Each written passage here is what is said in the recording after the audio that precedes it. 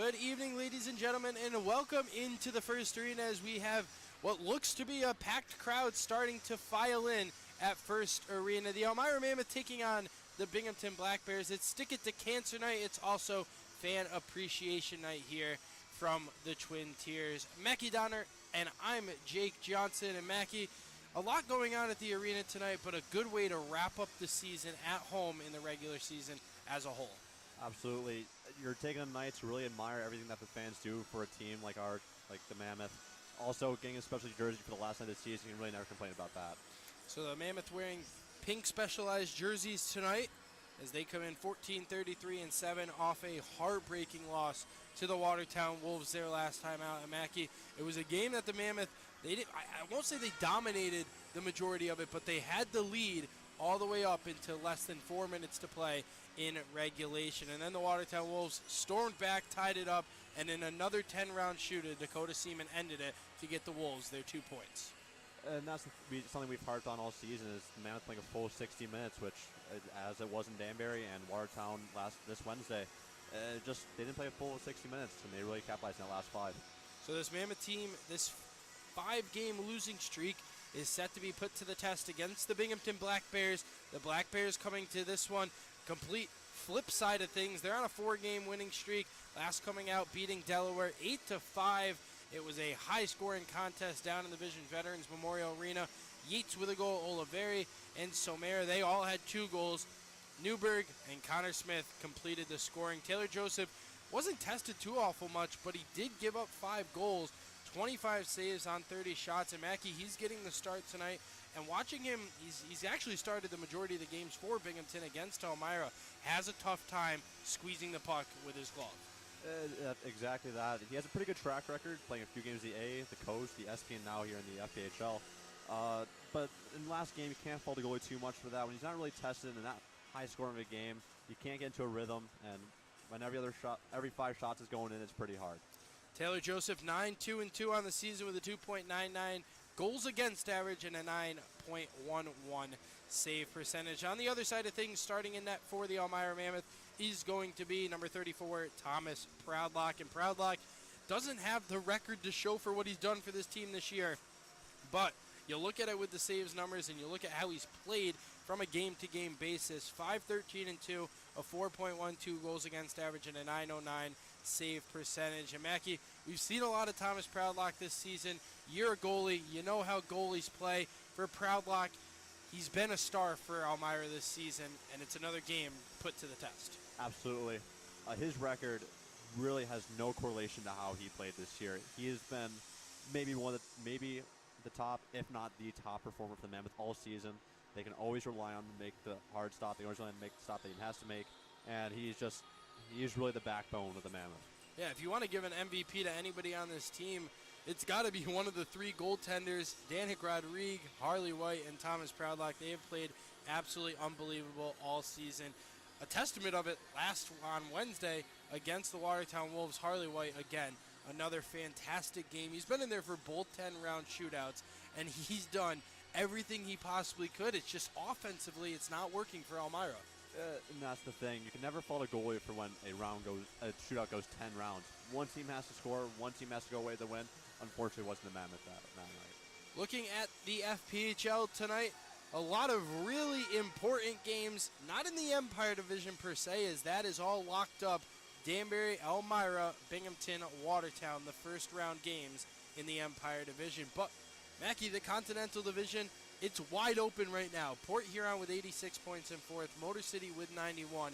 If Port Huron loses tonight or Motor City comes away with a point of any meaning, whether that's an overtime loss, an overtime win, or a regulation win, they will clinch the 3 seed. Port Huron will stay 4. And the biggest game of the night in the FPHL, Carolina and Columbus. Carolina a 1-point lead in the Continental Division. A win secures them home ice advantage in that division, especially when it comes to playing what it looks like probably Columbus in the semifinals. But those 2 played tonight. 2 really high-powered offenses, fantastic goaltending.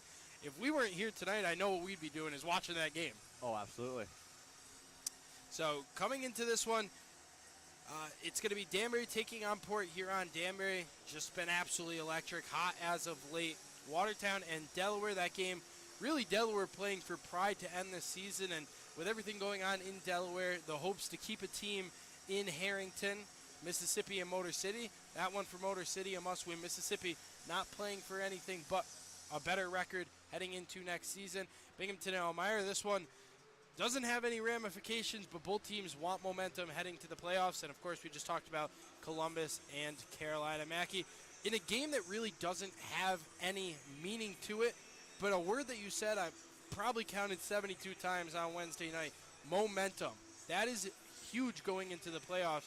If you're the Mammoth or you're Binghamton, you want to go in either on a win streak or having won one of the last two of the weekend. And for Binghamton, if they could go to the playoffs on a 7-game winning streak, that's pretty big for momentum. Excellent observation there, Jake. I love the word momentum. I think it's just maybe one of the biggest things to hockey in general. But like you said, going in with like a win to playoffs, like going on a winning streak, snapping your losing streak, anything can help the Mammoth right now. Yeah, and for the Mammoth, as I mentioned, not coming in with the best record, but being able to say that they've made the playoffs in their inaugural season. They will host a playoff game next Friday against the Danbury Hat-Tricks. That should be an interesting one. It's in the FPHL, it's really any team, any given day. When it comes to the playoffs, both teams amp up a little bit.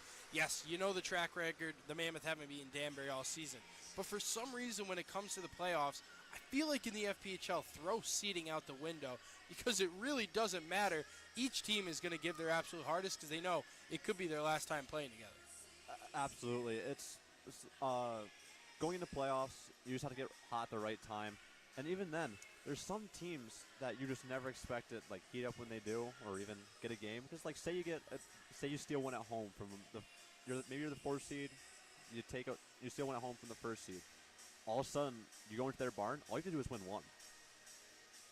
Yeah, and heading into that weekend, if the Mammoth can steal the game on Friday night, they'll have 2 chances to head on to the next round, but they will be both at the Danbury Ice Arena. Obviously, it's a super tough place to play in the playoffs. That place is going to be absolutely packed, a scary environment. We know, Mackey, it's a scary time in Danbury, especially it'll ramp up for the playoffs.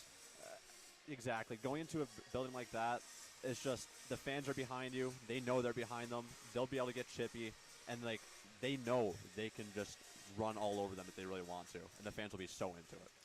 9 minutes until we get to puck drop here from First Arena. We're going to take a quick break on the Elmira Mammoth Mixler and Elmira Mammoth YouTube. Don't go anywhere. Puck drop just a few minutes away.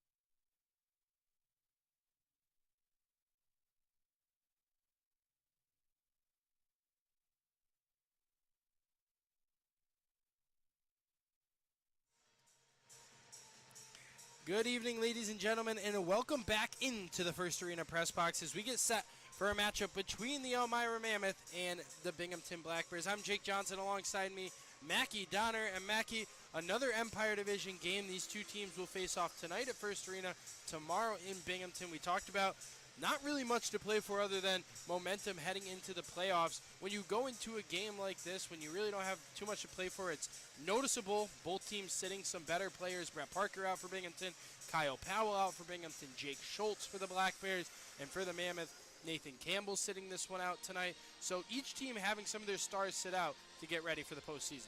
Exactly. The playoffs are such a grind, and they'll take so much abuse during them. You gotta take your players out to rest them. Obviously, you know, some of those players have Iron Man streaks they want to keep alive. Some of those players are just natural warriors.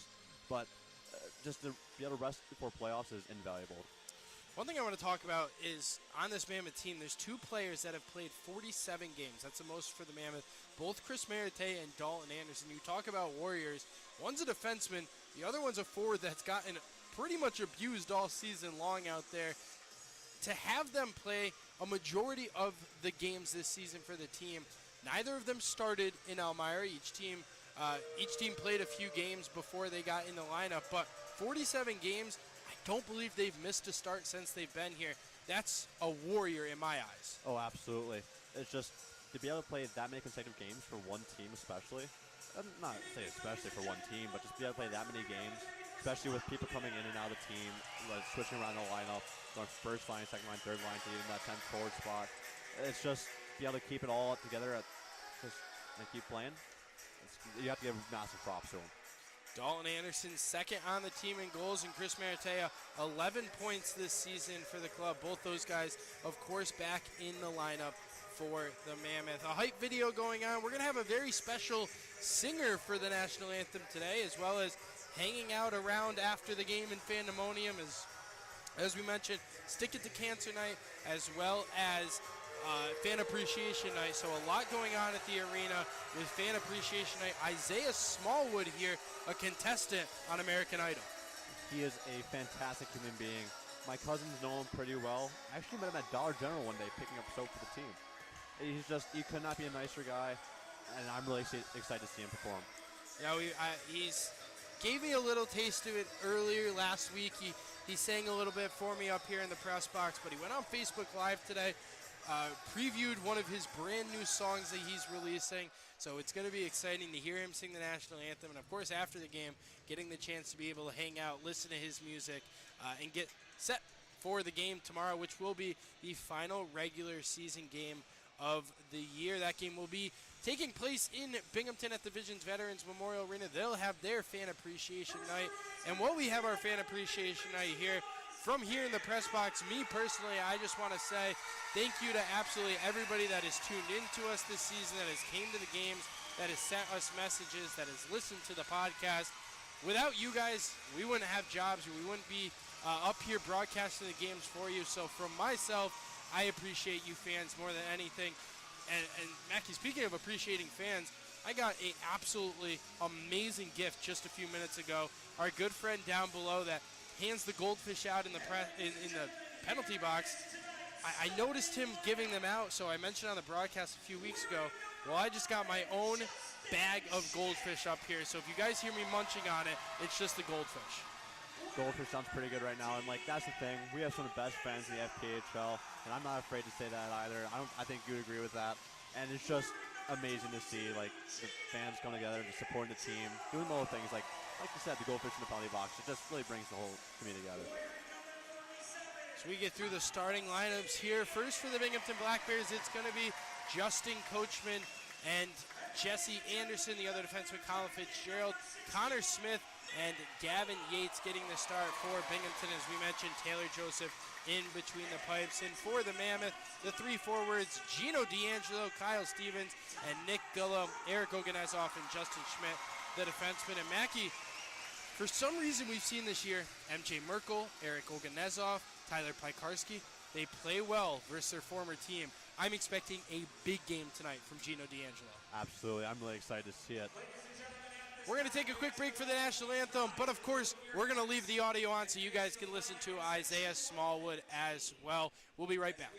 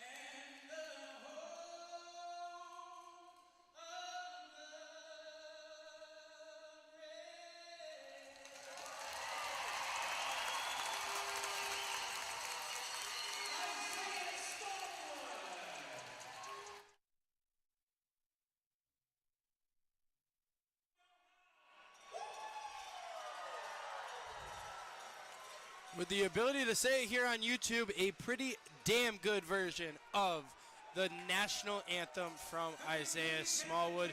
Welcome into the First Arena Press Box. Mackie Donner, I'm Jake Johnson. And Mackie, there's no better way to get a game started. Oh, absolutely not. Chills. Yeah. Absolute chills. And he just did that so effortlessly. I wish I had that sort of play from me, man.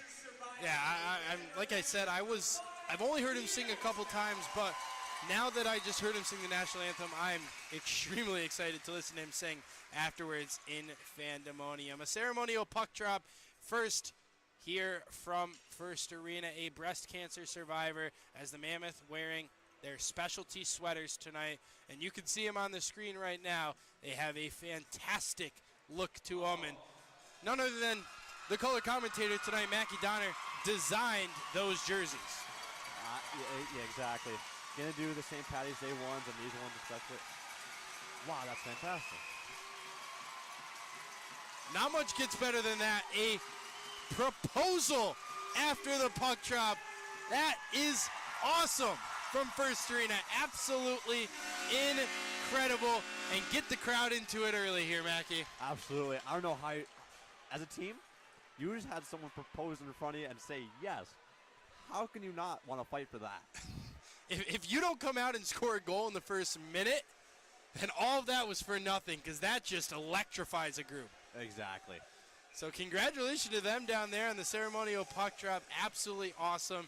And now we're going to get down to some hockey. Binghamton taking on Elmira. 20 minutes on the clock. It's a fresh sheet of clean ice. Both goaltenders ready. The teams are ready. Center ice. And here we go. Binghamton going to win the opening drop, but play it all the way back to Taylor Joseph. He'll come out of his net early on. Coachman, far side corner, rings it around the back end for Fitzgerald, who plays it off the wall. Oganezov plays it free from Smith. Golo centers, unable to get a shot off there. It was D'Angelo. Oganezov tipped out in front. Shot on it, it's just through the blue paint. Stevens had a chance just 20 seconds in. Connor Smith into the offensive zone. Logar centers, and it's off the skates of Oganezov. Schmidt along the wall, plays it to the far side corner where Connor Smith stands. The Adrian, Michigan grad, loose out in front. Proudlock got it with the glove. Anderson shoots it, saved by Proudlock. Puck still loose, and the pass out to the blue line is going to clear the zone. What a stop there from Thomas Proudlock. I think for both Kyle Stevens and I didn't see who shot that puck, you really got to be kicking yourself after those. Jesse Henderson and Kyle Stevens both with fantastic chances this first minute of the game. This one looks to be high scoring as we've started quick here from Elmira. Cumore going to flip this one into the neutral zone. Kirkby at the red line with a pass for Gavin Yates. Yates silky into the offensive zone. He'll play one to the far side. It's Cam Yarwood shooting on, and Proudlock got a piece with the pad and skating out with it. Wearing number 6 tonight, Josh Sanchez. Sanchez with Yarwood on his back. Coming away with the puck for the green and black is Kirkby. He'll feed it along for Gavin Yates. Yates on the backhand in the offensive zone. Tries to play it in through Proudlock, and he covers the pads to make the stop. I didn't really think Yates was shooting that.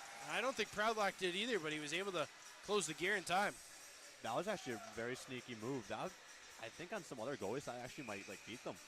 But Proudlock got very lucky to skate down that RVH. Gavin Yates, 19 goals this season, 35 assists. He leads the team in assists. Face-off, one back. Cumore plays it to the far side, chasing after it. Stavros Soilis picks up along the half wall. The teams will break out 3-on-3. Golo plays this one in, avoids the hit from Yarwood. Soilis chasing after it. It's along the wall. Soilis plays this one in. It's off the backboards.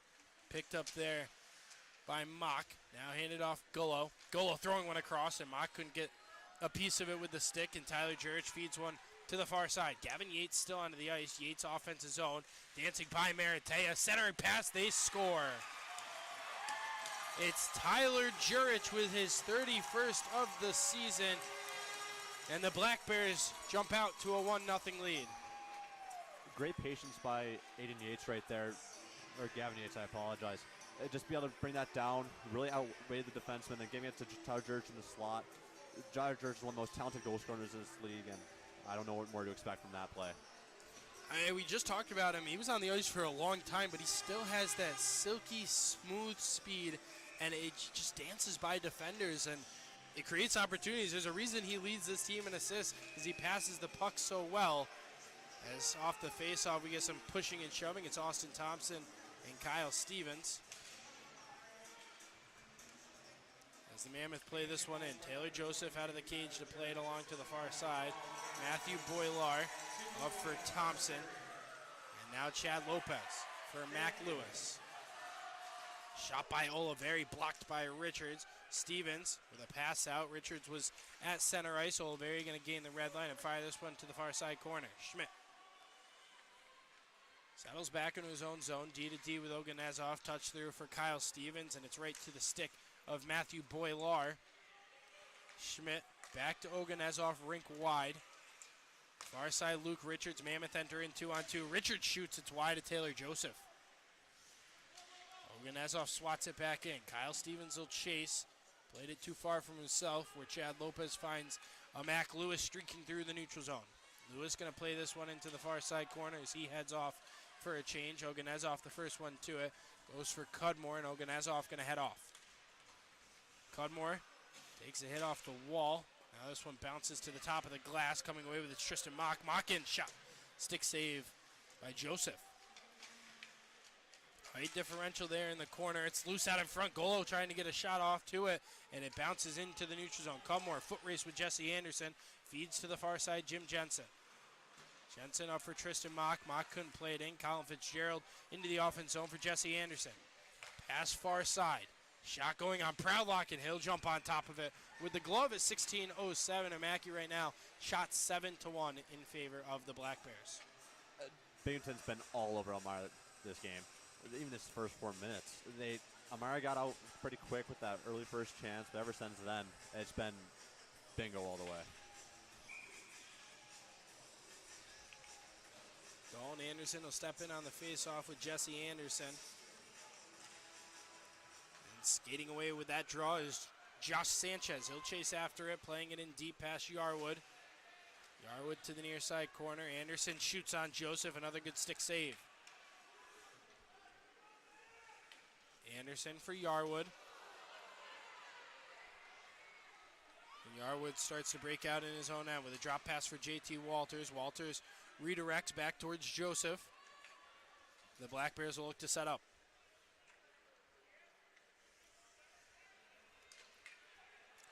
Pass to the near side for Cam Yarwood.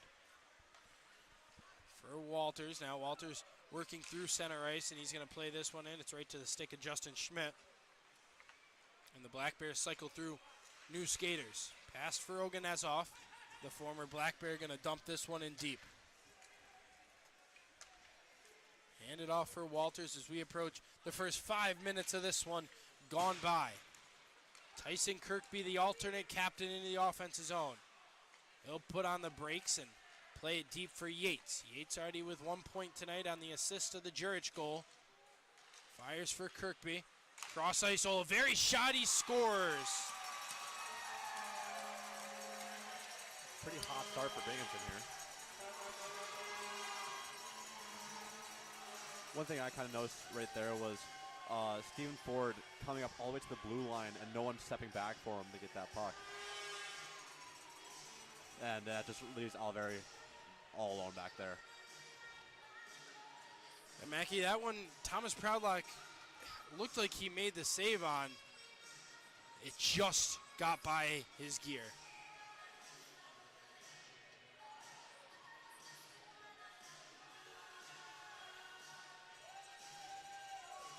So for Don Oliveri, his 9th goal of the season. And the Black Bears are up 2-0 here at 14:45.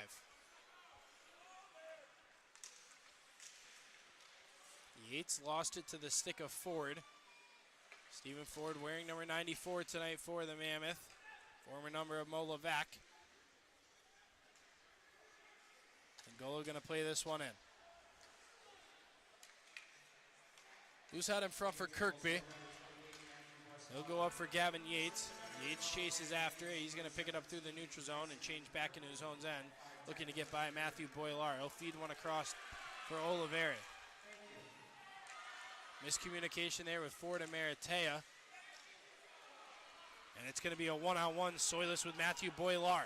Soilis into the offense zone. He cuts in. He shoots Joseph. A blocker save. Cudmore has this one roll through his legs. The Mammoth can't keep it in the zone. Mock going to head off to the bench at 13:45. Cudmore for D'Angelo. It's lost momentarily, now played in. Luke Richards had an opportunity, but a good stick from Colin Fitzgerald, and that's going to break out Austin Thompson. Thompson down the far side, looking to get by Jim Jensen. He'll hold on to it, get the puck back in deep for Mac Lewis. A centering pass, Lopez shoots, saved by Proudlock.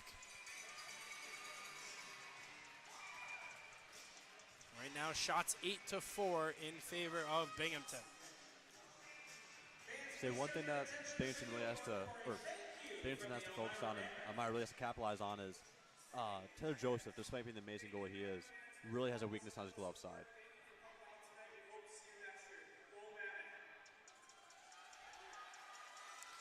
A good thank you to Mammoth fans there from the leadership group of the Mammoth. Of course, interim head coach Mike Cosentino, assistant coach MJ Merkel, and the newly named captain Nick Gullo, and the three alternate captains Noah Wild, Stavros Soilis, and Dalton Anderson there, thanking the fans for their support this season.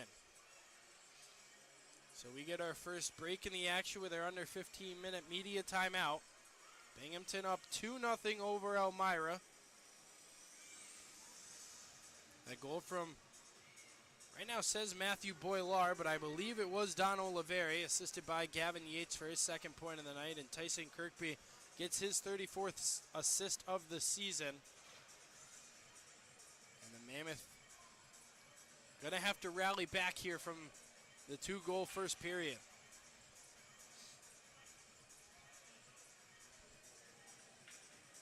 But the thing is, with the Elmira Mammoth this season, as of late, they really know how to respond. So let's see if they can bring that mentality to this game. These two teams will have to play each other tomorrow night as well from Binghamton. Lopez going to fire this one along to the far side. Played in for Justin Coachman, who's replacing Jake Schultz tonight in the lineup. Takes it off the stanchion. Mac Lewis right there. Pass off the skates of Ogan Nezoff. Richards going to fire this one around to the far side corner. Kept by Coachman. Thompson shoots that one, blocked in front. Mac Lewis for Lopez. Lopez to the top. He shoots, and it just goes wide of Proudlock. Fitzgerald will hold this one along the glass. Mac Lewis there, as well as two or three Mammoth players, and it finds its way out for Luke Richards. Richards with 2 goals last game versus the Watertown Wolves. They're into the offense zone. Stevens out in front, and Joseph makes the save. He had Justin Schmidt in tight. Richards threw this one on Taylor. Joseph still loose. It still hasn't come out. Joseph unable to cover it up. The light has gone on. The arrow's pointed, and it's a goal. It's Kyle Stevens. Going back to what you said earlier, players playing very well against their previous teams. Kyle Stevens, formerly a Black Bear at one point. I mean, we get a look at it here on the replay. The puck was just all up in the blue paint. How many different sticks were jabbing at it, jamming at it, whether it was a Black Bear or a Mammoth. And this one squeaked by Taylor Joseph. It was a melee in front, and the Mammoth, they cut the deficit in half. It's 2-1. Like we said, like I pointed out earlier, it's just the Mammoth's ability to respond to tough situations that they tend to find themselves in. For Kyle Stevens, it's going to go down as his 8th goal of the season, his 21st point on the year. And we have a 2-1 game on our hands. Josh Sanchez picks up the rolling puck, able to get by the linesman Michael Imperio. And he'll head back to his own end with a handoff for Steve Ford. Ford Off the boards, kicked by JT Walters. Yarwood for Anderson. Anderson played it too far from himself. Picked up by the other Anderson. This one, Dalton. Sanchez in, shoots. Joseph with the save, and he's able to cover this one up. And Mackey, going back to that goal for a second, the puck loose in the crease. I don't know if Taylor Joseph couldn't see it, couldn't find it with all the bodies around, but that kind of comes back to the fact that his glove has been a problem for him this season, not being able to find that puck and cover it up. Absolutely. And that's one reason you find a lot of goalies who have a lot of skill are down here, because they have one or two parts of their game that just don't agree with the rest of their game. And with Taylor Joseph, it's his glove hand. Sanchez shoots off the faceoff, and there's a nice glove save from Taylor Joseph. You speak bad about something, and he flashes it a little bit in front of our face. It's a bit of the announcer's jinx, they say. Well, as a goalie myself, I'm actually happy for him, though.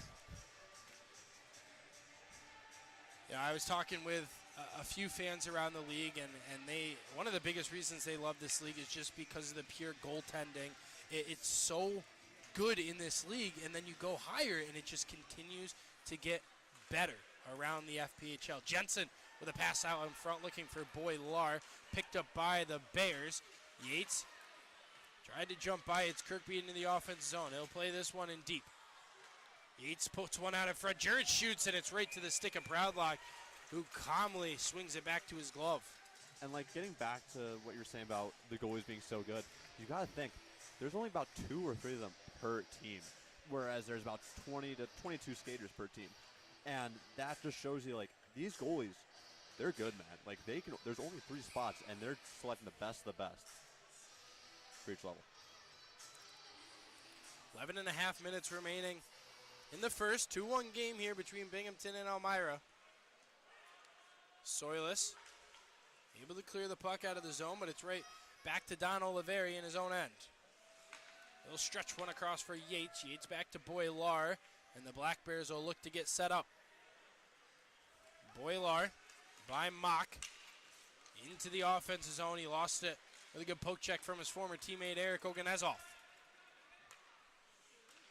Kirkby, too hot to handle as it jumps off his stick. Eric Oganezov going to circle. Plays catch with Schmidt. Played off the boards. Nick Golo will head after it. Golo back for Oganezov. Oganezov smoothly through center ice, and he's going to enter into the offense zone. He plays this one high off the glass with Golo chasing. The Mammoth captain on the backhand, trying to dice through traffic, and it's picked up and headed the other way by Oliveri. Fakes a slap shot. He'll work in. His shot goes wide. A Proudlock high off the glass, and the Mammoth able to clear the zone. Both teams going to get fresh legs on. Here comes Gavin Yates again. 2 points already tonight. Yates in.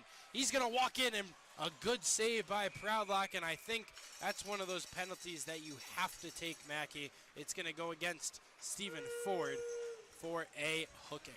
Say he's definitely talking to himself right now. He's kind of upset that he took that penalty, but that's just a hard-working penalty. He kept him the outside.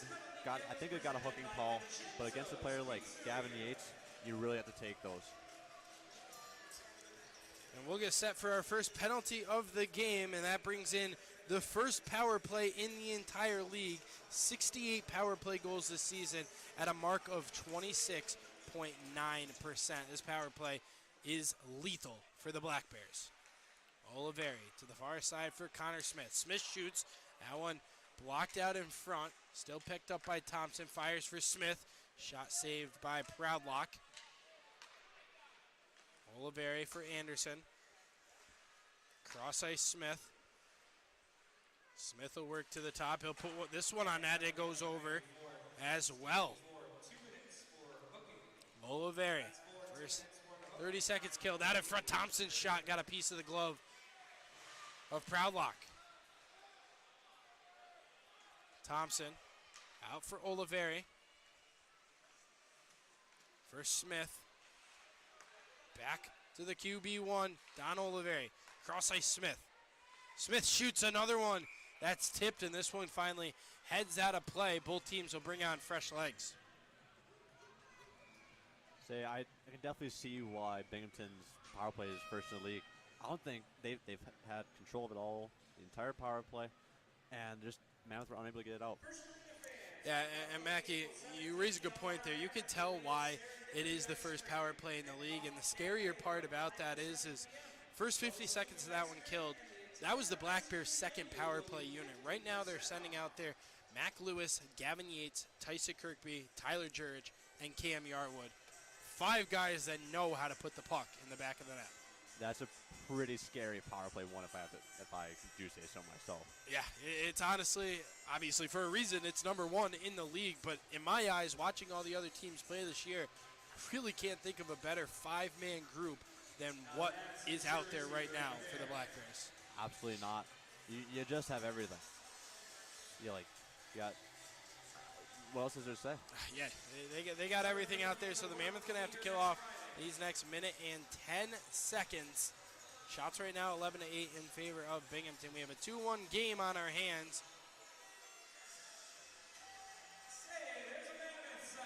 As both teams gonna return back to the ice.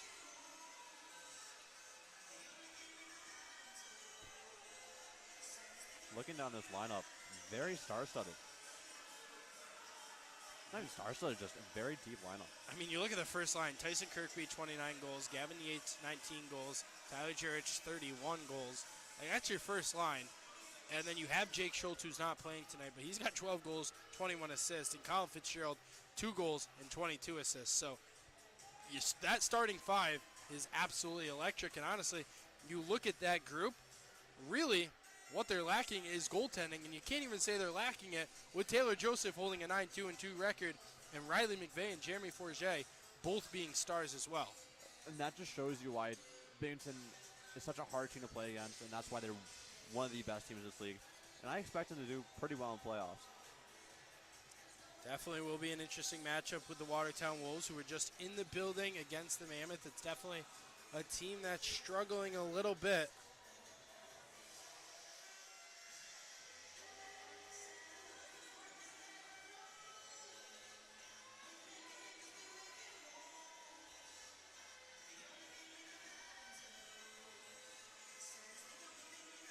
And right now it looks like we're adjusting something with the clock. They took 2 seconds off the penalty kill, so the Mammoth now only have to kill the next minute in 8 seconds. What an odd, speakers. Off the face-off, Oganezov tries to clear, but it reaches the blue line where Cam Yarwood keeps it in. Heads-up play there from Yarwood for Kirkby. Jurich for back to Kirkby. Kirkby fires this one in deep to his current teammate and former Oswego teammate, Mac Lewis. Yates. Yarwood at the point. Back to Yates out in front. Kirkby, he caught it up in his skates. Black Bears keep possession, and it was a rocket of a one-timer from Tyson Kirkby. It's the puck movement, Mackie, that's so good. It causes fits for a penalty kill. Exactly. With only 4 players, you can't have that man-to-man coverage. So be able to get that one player drawn towards you pretty close and begin to move the puck so fast, a player's never be faster than the puck. And be able to pass it so many times, get in that position, really opens up space and allows for them to capitalize. Face-off won by the Bears. Kirkby down low for Yates. Yates thought about a lacrosse shot, but he lost it on the way up. Jurich for Kirkby. 20 seconds left on the man advantage. Kirkby shoots. That one goes up and over. Anderson can't clear. Kept in by Jurich. Rink wide Yarwood. He'll skate in. He'll shoot. That one off the glass. Another keep there by Tyler Jurich, the alternate captain. Jurich with a pass that comes out of the zone, and right as time expires, the Mammoth kill the penalty. Going right back in is Yates. Yates lost it on the way through, and it's going to be Jurich down low. Lewis, Kirkby. Shot blocked by Stephen Ford, and Ford going to have a break momentarily. He's just going to get the puck in and head to the bench. The Mammoth get fresh skaters on. A very important first penalty kill of the game.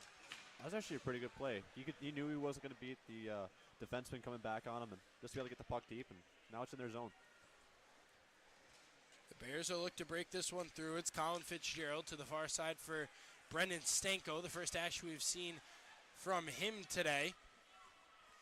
What a name. Oganezov into the near side corner. Played by D'Angelo, picked up by Colin Fitzgerald. To the near side corner. Oganezov chasing after it, and it's at the half wall. Kicked back in the offensive zone. It's a delayed offsides. Now the Black Bears touch up. Oganezov with pressure. Fires for Gino D'Angelo. D'Angelo wearing 17 tonight. Normally number 22 is his pass intercepted by Stanko. Stanko still looking for his first career professional goal. He has 3 assists to his credit in his pro career. Proudlock will play it out of the net. And it clears the zone. 6:40 remaining in the first period. 2-1 game. Binghamton leads. Jesse Anderson to the far side. Looking to dance by was Andrew Logar, the former Buffalo State product. And we have some pushing and shoving with Logar and Kyle Stevens. They drop the gloves on the far side. It's Stevens and Logar. Right now a lot of hugging, and they both go slamming down to the ice. Mackie, I don't believe there was a punch thrown. I don't think that was so much as a fight as just maybe a wrestling match. Ditch the ice, get him a nice pad. So Andrew Logar and Kyle Stevens gonna head to the sin bin.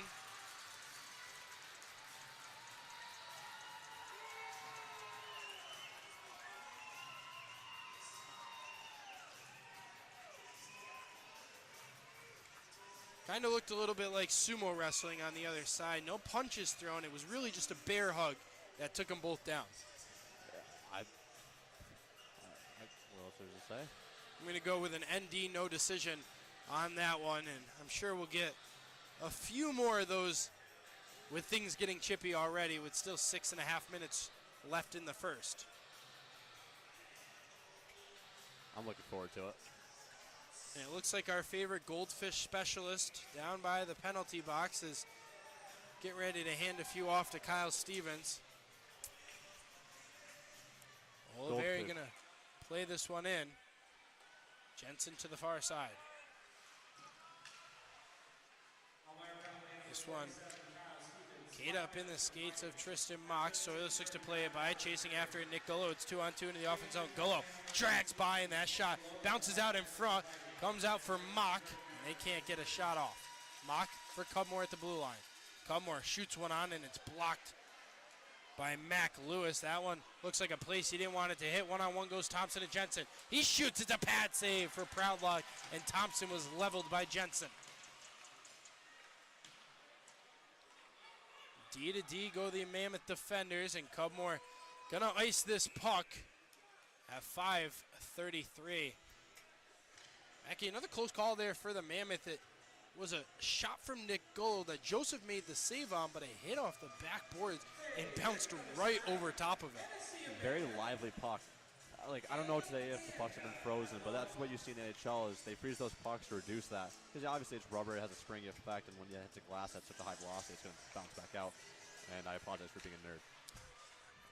I'm glad I've learned the history of pucks today here from the press box, Mackie, as this one won't reach icing. It's either 6 to 8 ounces of vulcanized rubber. You learn something new every day. Kirkby to the far side, entering in Yarwood. Yarwood's pass tipped by Maratea, right back to the stick of Gavin Yates.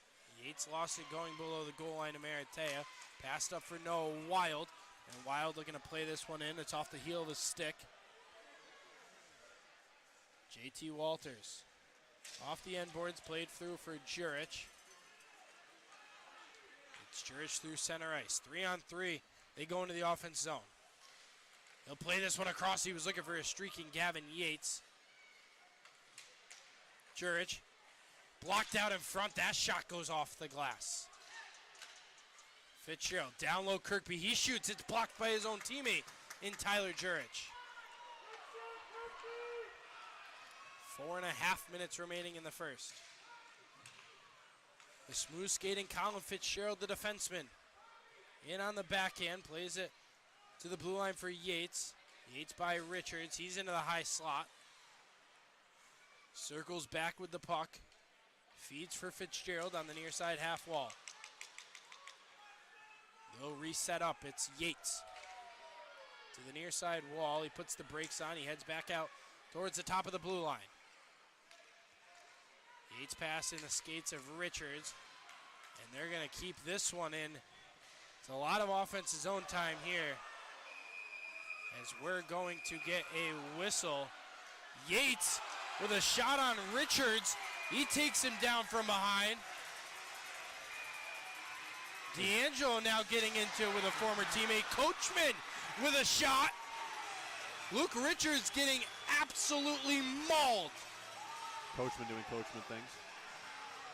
But well, I don't know what there is to say right there. Two different players trying to jump Richards. I don't know quite for what reason.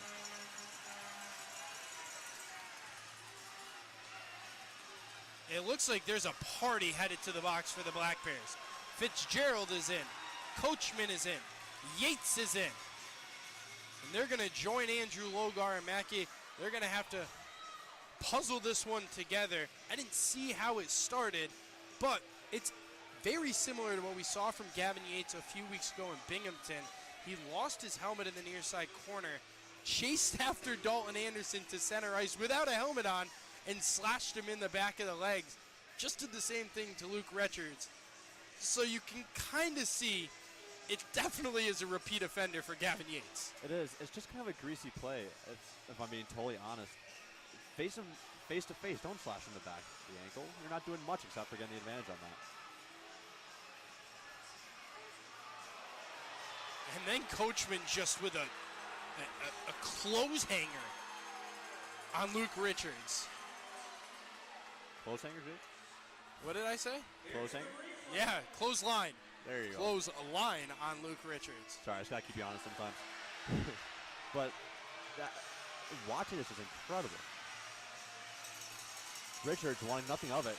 Coachman with a strong arm to the face.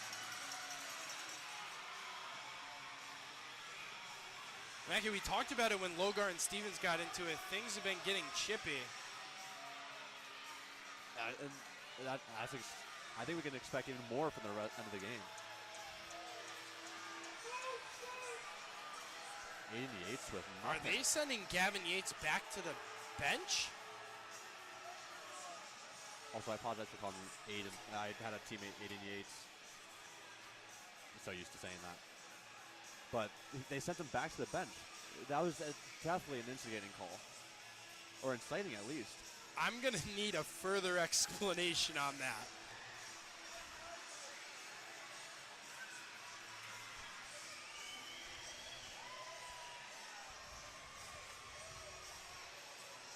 So right now, Gavin Yates is back to the bench. Fitzgerald jawing with Kyle Stevens as they're both in the penalty box. I don't know quite what to say. If that's just not a penalty in its own, then I don't know what a slash is anymore. A slash, instigating, holding. Take your pick, please. Interference at bat. Hey, you put a bunch of things into a hat I could give you, and you pull one out, and you're probably making a great call.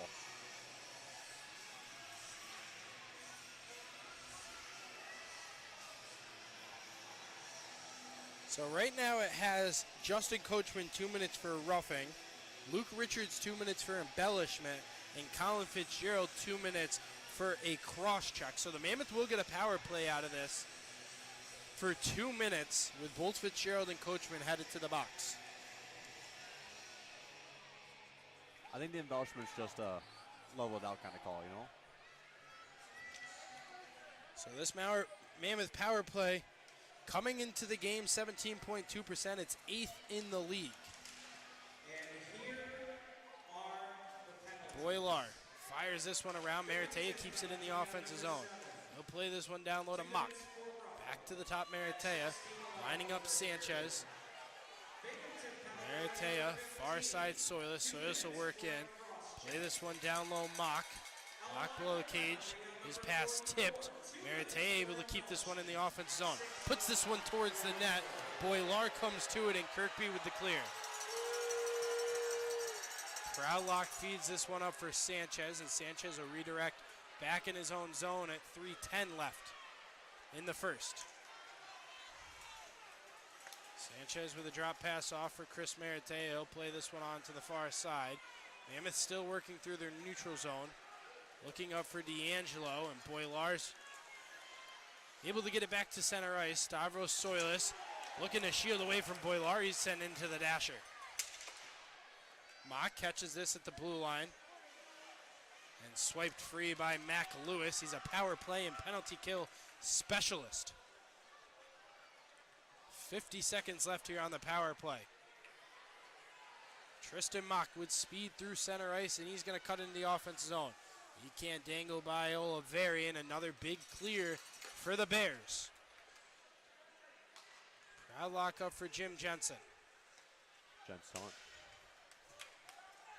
Soilis stops at the blue line, and they're going to get an offside on the Mammoth. So that'll bring the puck into the neutral zone with 24 seconds left on the man advantage.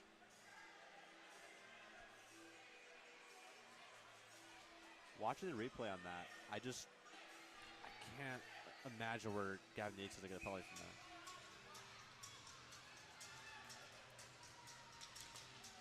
that. Face-off won by Elmira. Jensen picked by Austin Thompson. It's going to create a breakaway. Looking to go shorthanded. He's denied by Thomas Proudlock. A shorthanded breakaway. Can't give him any of those. Actually, you'd hope you probably never give up one of those. You don't, yeah, Mackie, you don't see that too often. And it was a really good chance there from Austin Thompson. He was looking for number 28 on the season. Also, great save by Proudlock. This guy gave it to him on that one. Shots right now 14-9 in favor of the Bears. Proudlock guides this one into the corner. And it bounces free to the stick of Nick Gullo. The Mammoth have a hurt on their way in, and it's right to the stick of Don Oliveri. It's going to bring Fitzgerald out of the box. Jensen shoots. It's a pad save. Played down low for Gullo. Wild looking to get a shot off, and Joseph hangs on to it with the blocker along the post at 1:37. What I found kind of funny right there was Oliveri's stick snapped under Gullo, and he's just kind of standing there like, oh, what do I do now?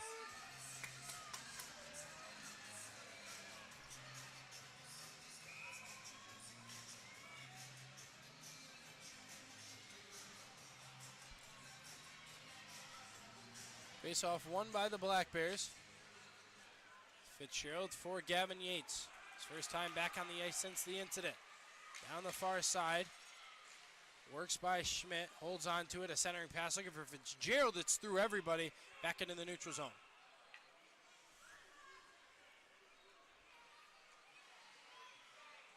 This one is off the backside of Soilis and heads into the crowd at 1:13.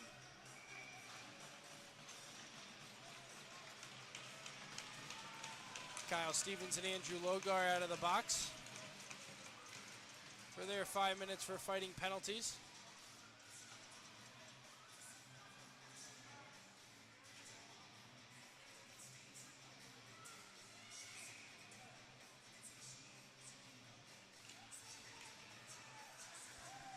Fitzgerald comes away with the draw. Swiped out of the air by Lopez. He's in tight. Unable to get a shot off as it's worked into the far side corner. D'Angelo with a pass up for Soilis. Soilis stretched across for Tristan Mock. Mock, he's in. Looks to get a shot off, and he does, but it's saved by Joseph. Mock out to the blue line for Schmidt. Schmidt going to play this one, and it's right into the glove of Taylor Joseph with 44 seconds left in the first frame. Shout out Taylor Joseph's glove hand. You get the nice little announcer shout out, and right back up there. Maybe he heard us. Maybe he did. Speaking into existence. I love it. Both Luke Richards and Kyle Stevens back out there for this offensive zone face-off.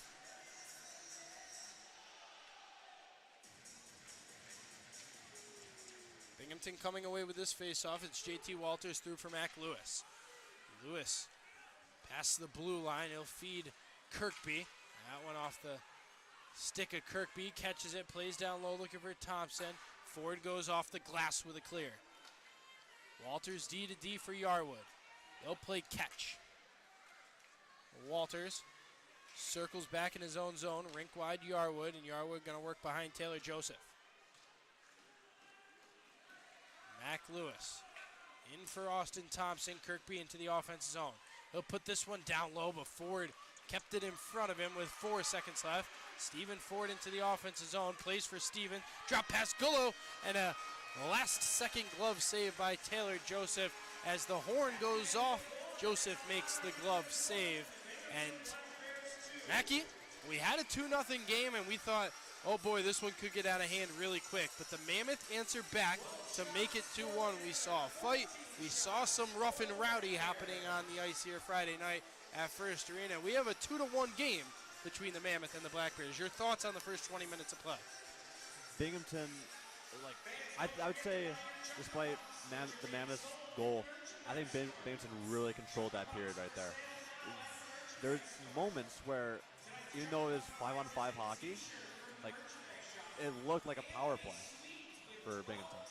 They just had so much control. Now couldn't get in front of it, couldn't get out of their zone. Just looked like a power play for Binghamton at 5-on-5. So both teams going to exit off the ice, and we're going to have a performance here from Isaiah Smallwood. We're going to take a quick break from the First Arena press box. Don't go anywhere, folks. Still 40 minutes to play in a 2-1 game. Binghamton leads the Mammoth.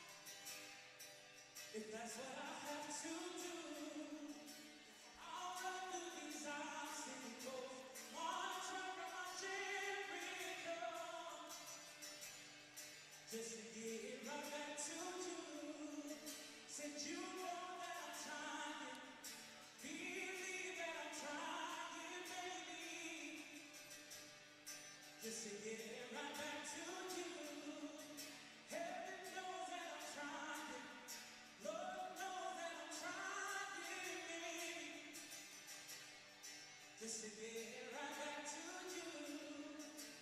I'll walk the desert, even sleep on the city street. Just to show you my love is true. No matter how long it takes, tell the teacher to raise the stakes. Because I'm trying to get right back to you. You know that I'm trying. Believe that I'm trying, love. Just to get right back to you. You know that I'm trying. Lord knows that I'm trying, baby. Just to get right back to you. Thank you guys so much. I really appreciate it.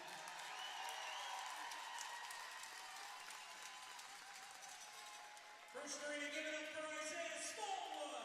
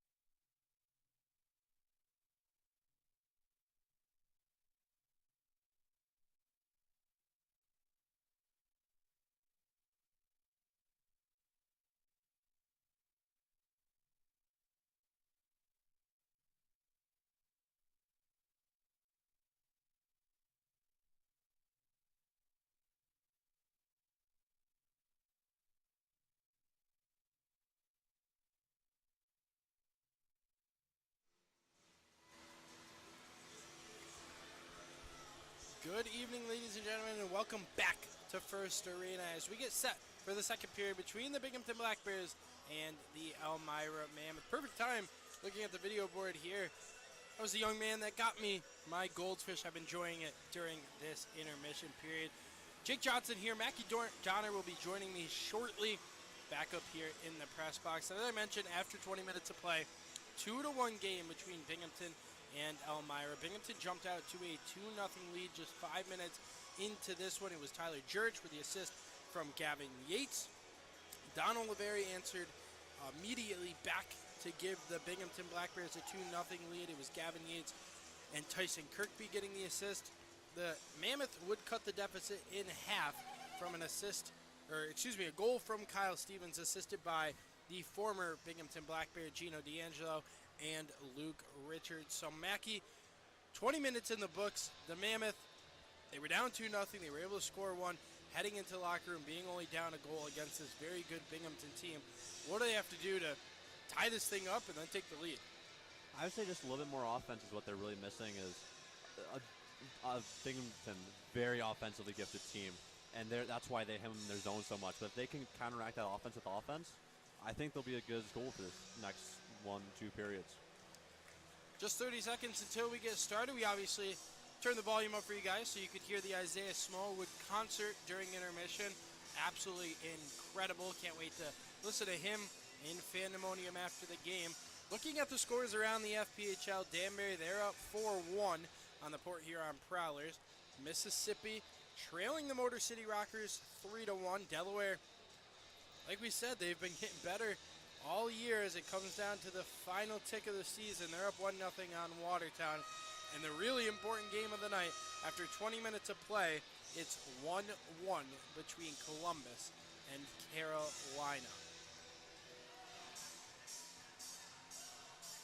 Zamboni going to head off the ice, and both teams going to start getting ready to get on. As I spoke, actually, Delaware scoring their second of the game. It's Marquis Grant-Mentis with both goals for the Thunder. He's also been to the penalty box for high sticking. So Marquis Grant-Mentis doing it all tonight for the Delaware Thunder in the Columbus and Carolina game. As I mentioned, 1-1. Kyle Moore with his first from Alexander Jemayev and Austin Doe. And then Peter Panachik from Dawson Baker and Joseph Kennedy to tie things up from Winston-Salem. The officials skate back on, and we're almost set for the second period of action between Elmira and Binghamton. And Mackie, it's been awesome during this intermission. We had the concert, but then also just the videos, the photos up on the video board of all the fans this season that have come out, come to the games, supported us in the community. And it just shows in these pictures that this is a great group and this community really supports this team. It's fantastic to see. Hockey teams like this, like in the minor leagues, are really nothing without their fans. They mean so much to them. They mean so much to us. And just be able to play in front of a crowd like this and a beautiful arena like this, is just, there's nothing better than it.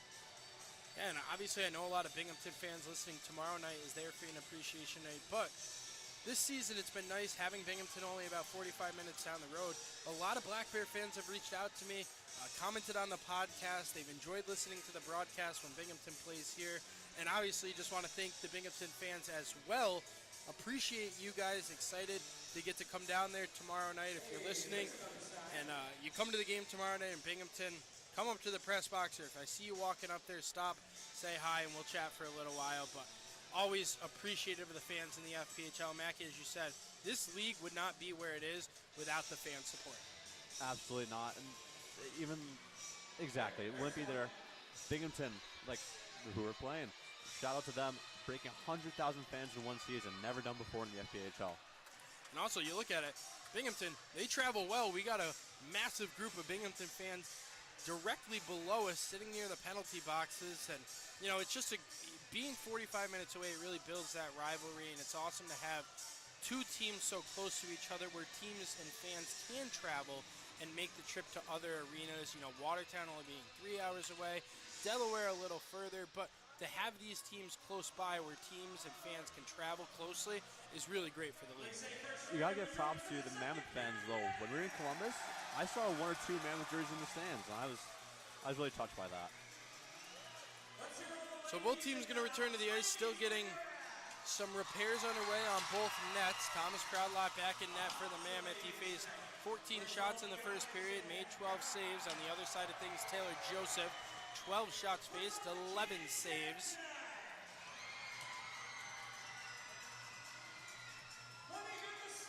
Is it, will the Pegs go in? Is that the problem? I think that they're drilling new holes for the Pegs. And I talked to Greg Radford the other day. I think actually it might have been yesterday I was talking to him, and he appreciated our shout out. But really, you look at Greg, he's out there fixing these pegs. He does the ice in between periods. Just instrumental to the Mammoth organization. When it comes to game day, couldn't be done without him. Yeah, we wouldn't be here without him. We wouldn't have this game without him. You gotta give props to our entire off-ice staff and on-ice staff. So 20 minutes on the board, and we're set for period number 2. Binghamton coming in with a 2-1 lead.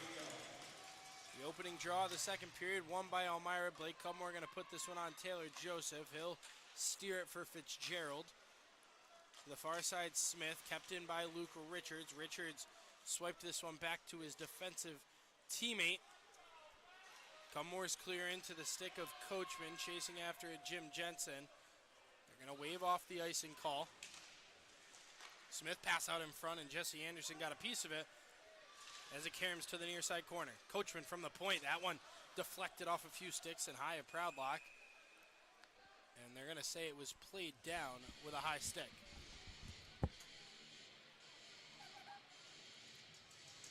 I'm going to say it was played down by a high stick by Brendan Stanko out in front of Proudlock, so that'll bring the face-off to the neutral zone.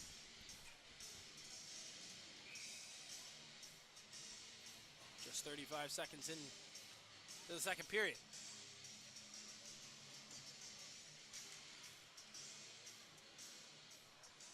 Face-off won by Elmira, and it's going to be Stephen Ford twirling back into his own end with Proudlock.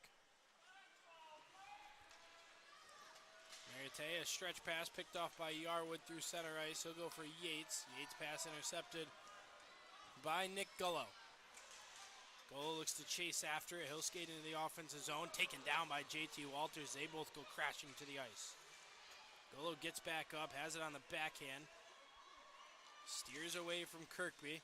Left off for Ford. A centering pass on Joseph.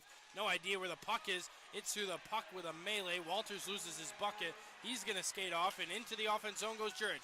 Jurich shoots, and his is nowhere near the net and goes out of play. Jurich thought about slamming that one off the glass, but I think that one caught the heel of his stick, and he sent that one a good 15, 20 feet over the net.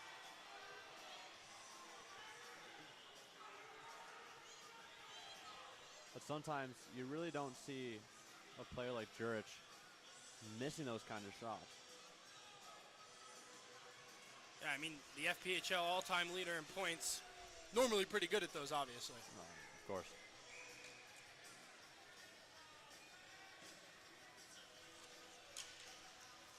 Off the face-off, it'll be the Bears. Oliveri worked off by Gino D'Angelo. D'Angelo has a break in the offense zone. He's with Stevens. D'Angelo's in. He shoots. Joseph makes the save, and that puck worked out of play. But a good chance there from Gino D'Angelo. He's already got 1 point tonight on the assist to Kyle Stevens' goal. And that's one thing you mentioned earlier is you're really excited to see how he plays against his former team. And right now, so far, I think he's doing pretty well. As we mentioned, D'Angelo wearing number 17 tonight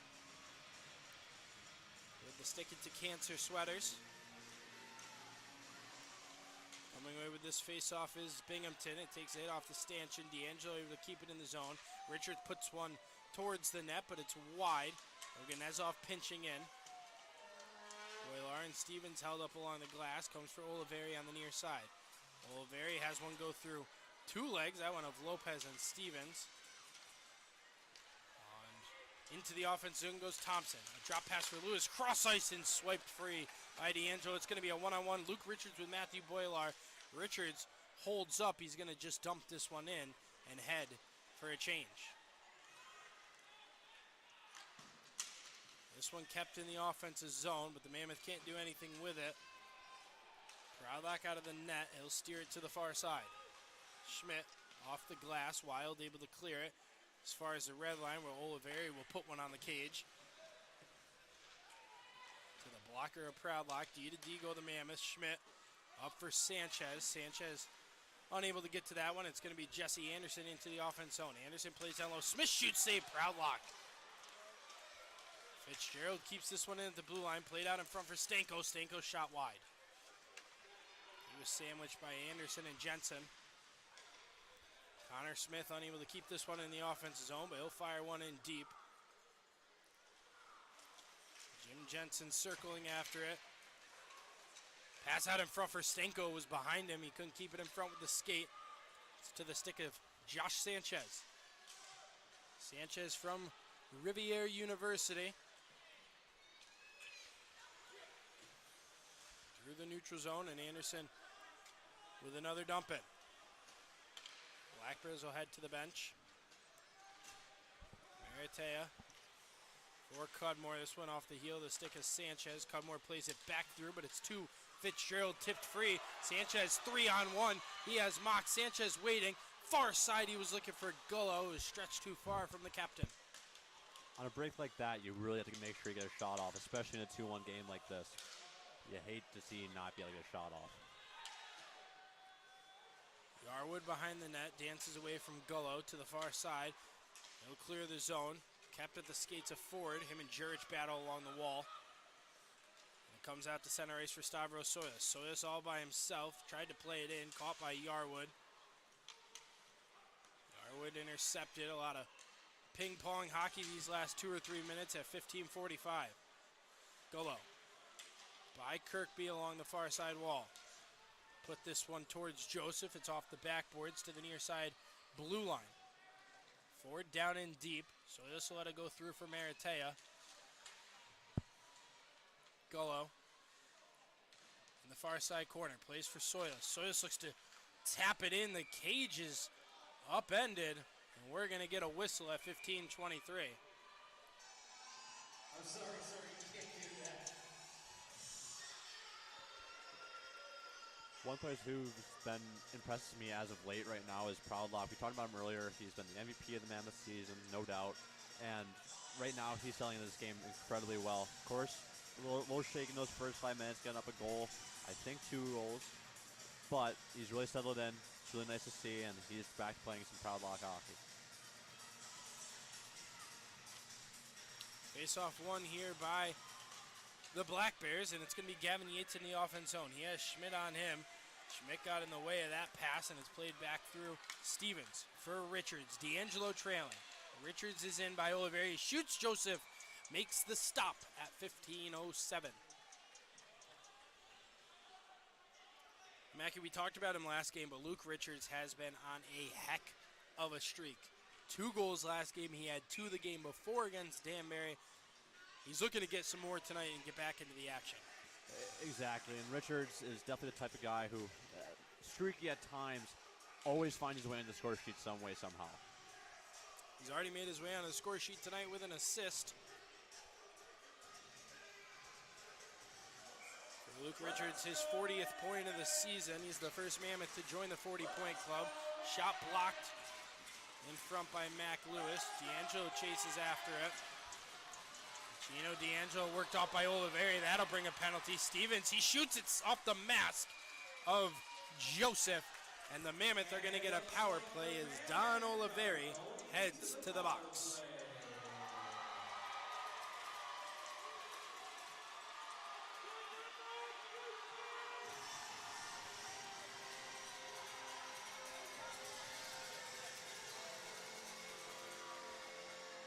And going back to our Danbury phrase, you can't do that, Jake.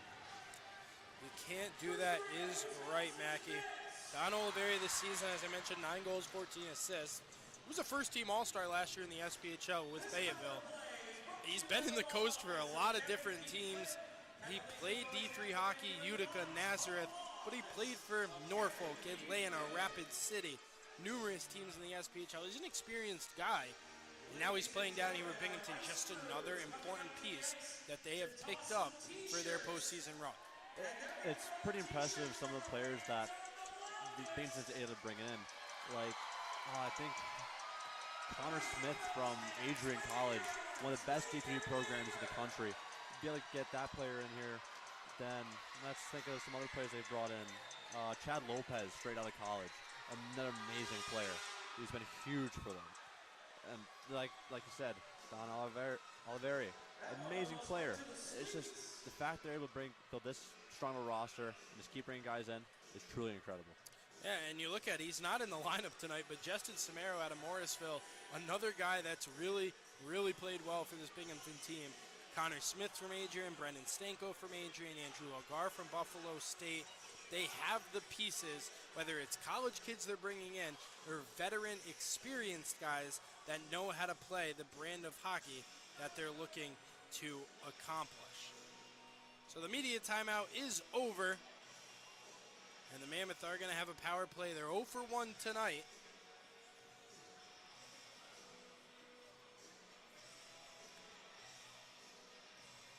It'll be Nick Gullo, Noah Wild, Luke Richards, Kyle Stevens, and Stephen Ford.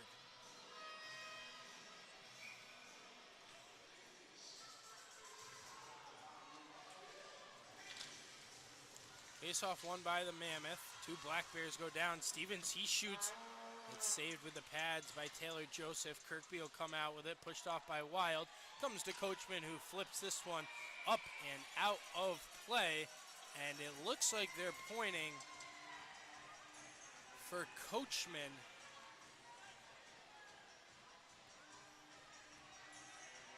Now we're having a discussion about it. Did it go in and out play into the bench or in and out play into the stands? And that was the discussion. Did it go into the fans or into the bench? And it went into the bench, so no delay of game will be called. But regardless, the Mammoth going to get an offensive zone face-off. Face-off won by Gullo. Ford for Stevens along the far side. Stevens, pass out Gullo. His shot goes high off the glass. Richards directing traffic with some head nods to the far side for Stevens. Stevens plays this one down low. Gullo to the top for Richards. Richards puts this one out on net. Through traffic into possession of Ford. First Stevens. Stevens in the face-off circle. He'll wait on it. And it comes for Gullo. Minute 10 left on the power play. Ford towards the net. No, Wild couldn't get a tip. And it's going to be cleared by the Black Bears. They're only able to get one change on. Pass out in front for Wild. Wild looks for Gullo. To the far side, sauced for Richards. Richards unable to get the shot off. He was hampered by the Black Bears defense. This one comes firing down to Proudlock. Proudlock will play for Ford. 35 seconds left on the man advantage. No grade A opportunities yet so far for the Black Bears. It's going to be Ford in tight on the backhand. Works by Coachman. Down low D'Angelo. D'Angelo out in front of Joseph. He'll circle with it. Puts on the brakes. Heads the other direction for Soilis. Soilis below the red line. Plays this one out to the top for Kyle Stevens. Down low Soilis. 5 seconds left until Oliveri out of the box. And it comes for Anderson. It's going to be an odd man advantage here for the Black Bears. It's a drop past Thompson. He shoots, saved by Proudlock. Puck kept in the offense zone. Fitzgerald. He'll get this one low. Anderson for Oliveri. Oliveri with 1 goal already tonight. Oh. Oliveri with a shove to D'Angelo. Puck going to stay in play. We don't get a whistle. Oliveri comes away with it. He's out in front with Jensen. Jensen worked him off the puck, but they're going to get a penalty. It's hooking to Jim Jensen. Bold call. Hard work and penalty on Jensen's part, though. I gotta give it to him. I mean, you look at it for Jim Jensen to take that penalty, but Oliveri not to get one just a few moments before. You know, if you're going to let him play, let him play. But at the same time, let him play. Yeah. Exactly. It's just the, how do you say it? Streaky reffing in this league. So after the Mammoth get off the power play of their own, Binghamton going to go on one. And it looks like the Mammoths are heading to the penalty. Also, fans, you can get your hands on a 1 in a million Jim Jensen jersey on Dash.com. Black Bears 0 for 1 today on the power play. It's Tyson Kirkby on the far side. The Black Bears have their first power play unit out there. Jurich is shot wide. Yarwood off the end wall for Jurich. Jurich one-timer save, Proudlock. Jurich has got a rocket of a one-timer. He'll hold on to his shoot, and he scores. It was deflected out in front.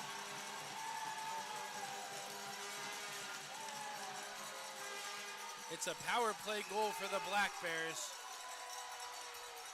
It looks like they're going to give credit to Tyler Jurich on the goal.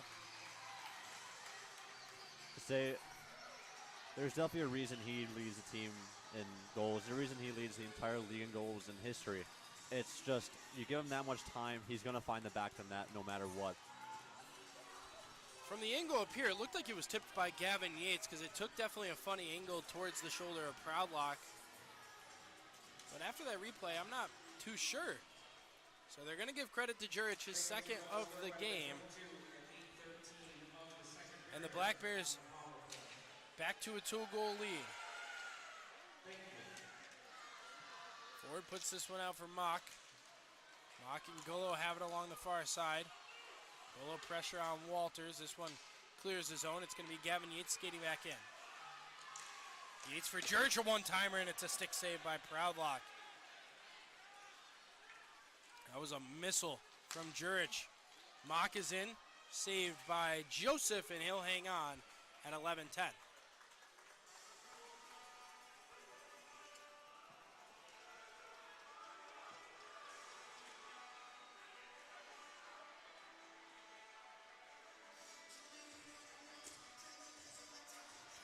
So now a 3-1 game in favor of the Black Bears. Tyler Jurich with 2 goals, Don Oliveri with 1.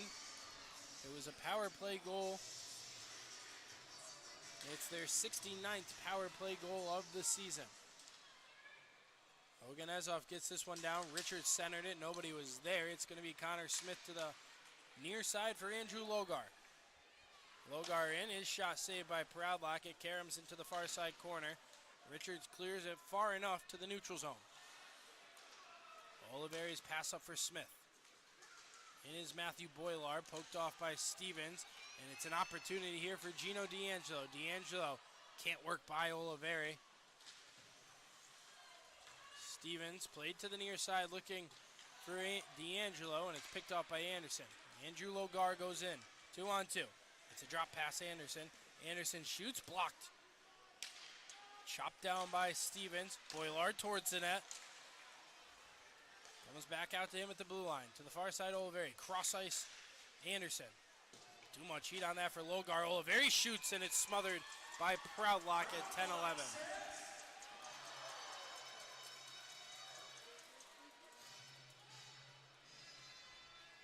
One thing I think Elmira has to really work on is not getting too high and not getting too low when things don't quite go their way. It's just the balance and blend of the game that goes on, but they really have to just focus on keeping their body language in control and their headspace in control. Face-off one here by the Black Bears. Now the Mammoth retain possession. Oh, Wild has a bear all over him, and it's going to be Lopez for Lewis. Lewis's shot misses the far side post. Fitzgerald blocked by the body of Anderson, coming away with it, Josh Sanchez. Sanchez into the offensive zone. He shoots, it's blocked by the body of Coachman. To the point for Jensen. Jensen fire this one in to the far side corner.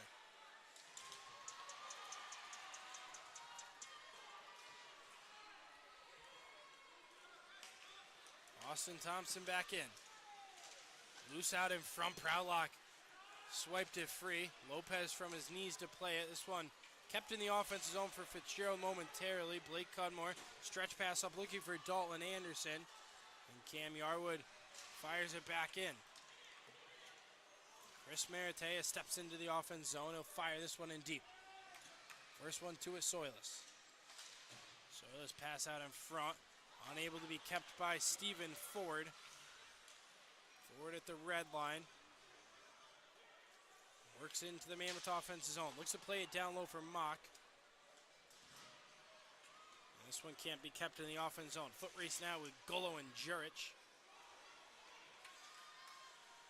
Comes out for Tyson Kirkby. Kirkby waiting with it. He shoots, saved by Proudlock. Off the rebound, Thompson scores.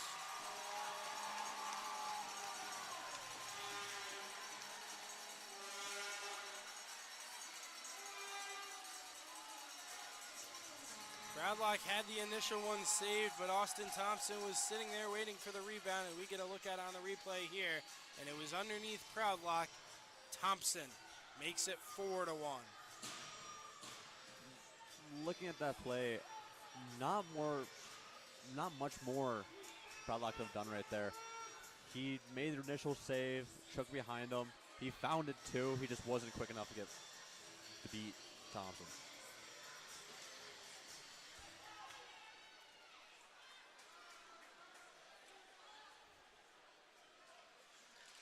Puck back in play. It's a 4-1 game. Shot on by D'Angelo. Joseph snags it with the glove at 8:22, and we'll get our under 10-minute media timeout. And they're also going to bring Gavin Yates to the box for a slash. Gotcha. They're making up for that call from earlier. They're making up for the missed wild slash call from earlier with this one. Isn't it? That's the one thing I keep forgetting is that they can't call a TV timeout on a goal. Yes. And now we're going to send it over to section 103. Lex has got a fan giveaway. I think TV timeouts are too long. Oh, they were 30 seconds at the beginning of the season, and they've been extended to 1:30. I think we could just go right in the middle to a minute. I think a minute would be perfect. It's enough time to get water, get a nice little rest in, nice little breeze, let the coaches talk. But once you get to 1:30, you already done everything you need to. The coaches already talked. Goalies are rested up. They talked.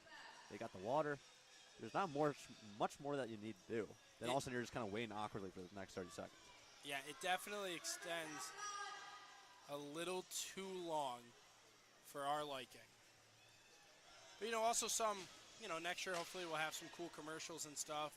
So we might need that whole minute and 30 seconds. I think that'd be fantastic. I like cooking it up in the lab. I'm not too good with videos, though.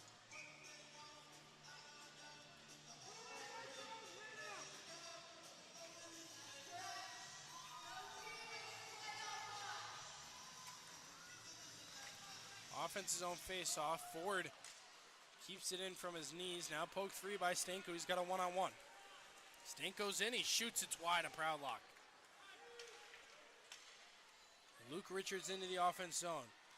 Odd man rush. He'll put one on Joseph. Coachman comes to save the day. Fires along the wall. Kept by Stevens. This one out. Back to the far side blue line. Ford for Stevens.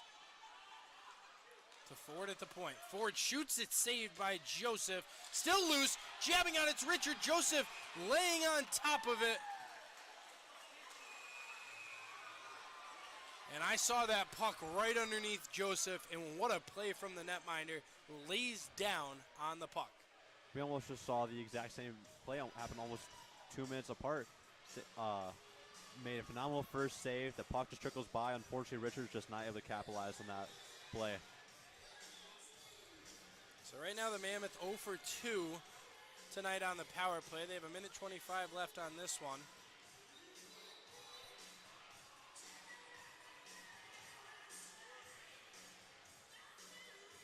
And Brant Sherwood, it looks like bringing out a few new penalty killers.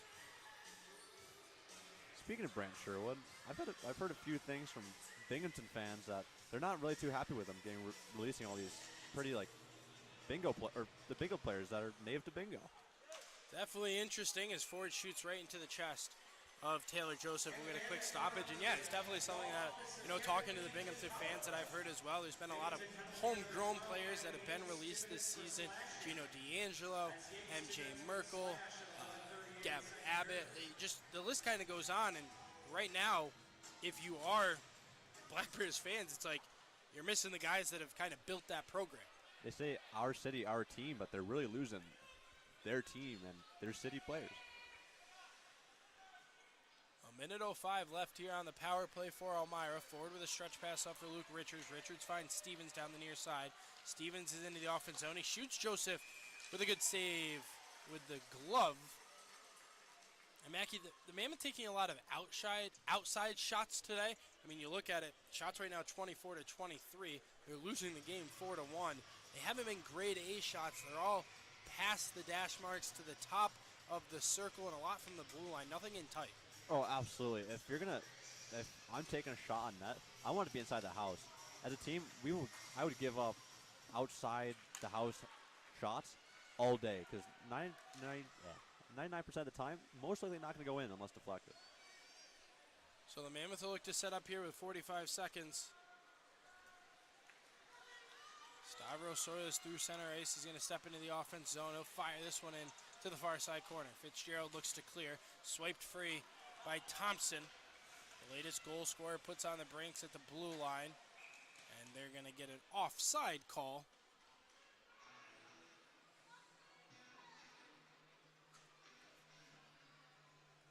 Really had to think about that one right there. The ref saw the offsides happen and just didn't do anything about it until 10 seconds later. He's like, oh, that was offsides. I called that.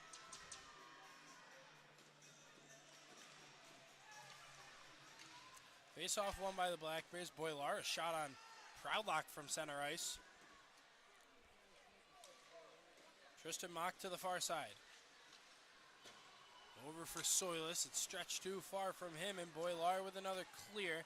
Hops over the stick of Proudlock, and that will essentially end the Mammoth power play. 0 for 3 tonight on the man advantage. Tristan Mock into the offensive zone.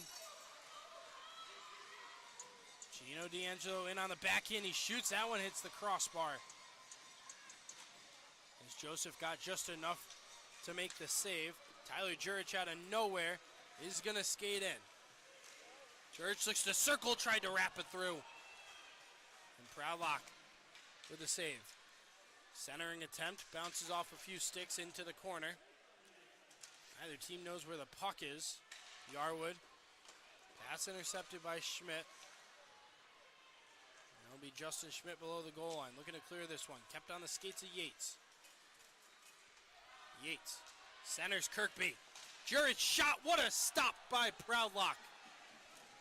He robbed Jurich for number 300. Walters.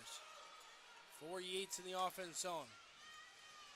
Jurich picks up below the goal line for Walters. Far side Yarwood. Yarwood wraps it back in. 5:15 to play in the second. Mammoth having a hard time getting out of their own zone. It's Yarwood's down low for Jurich. Back to Yarwood. Kirkby, they score.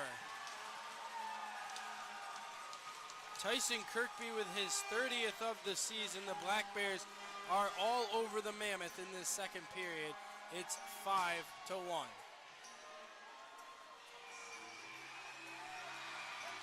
And now we got something going on. It's Schmidt jumping a player. We got players coming all over the place. McGuire, Yarwood with a helmet off with Wild. Schmidt was on top of Walters. McGuire and Kirkby.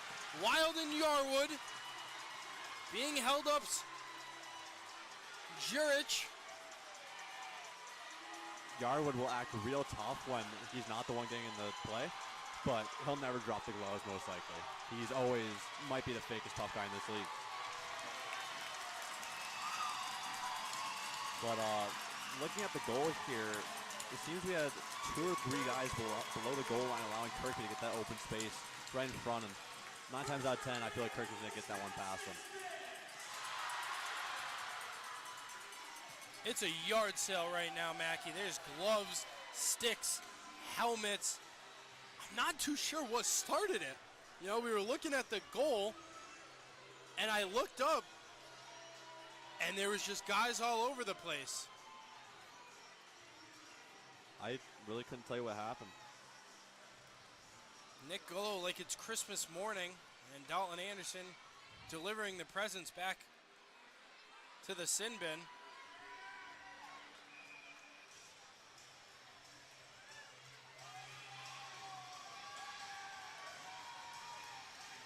The fans are loving this right now.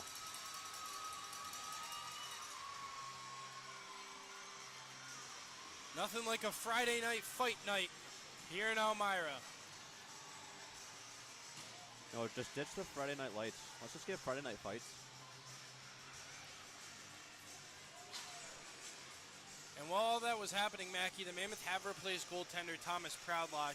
Harley White comes into the game for Proudlock. 27 shots faced, 5 goals allowed, and 22 saves. Just frustration on the Mammoth bench right now for Proudlock.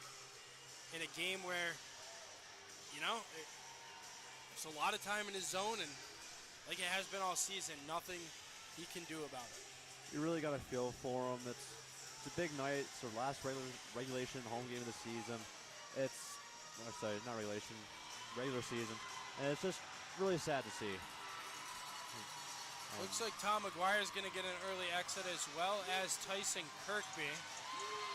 Was it not Justin Smith that jumped the player?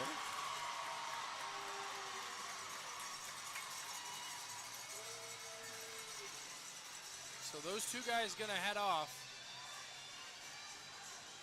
And how about that? The Gordie Howe hat trick for Tyson Kirkby right there. 1 goal, 1 assist, and I guess 1 fight.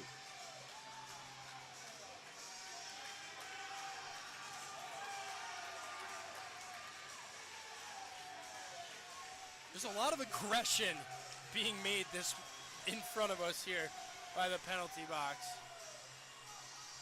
Binghamton fans, John with Mammoth fans here. It really is an I-86 rivalry. It's not just on the ice, it's right now It's in the fans here, Jake. in the fan section, and we're getting a great look at it below us. And I'm all for it. This is how rivalries are built. This is how rivalries are made. This is something that's going to just last for the next couple years.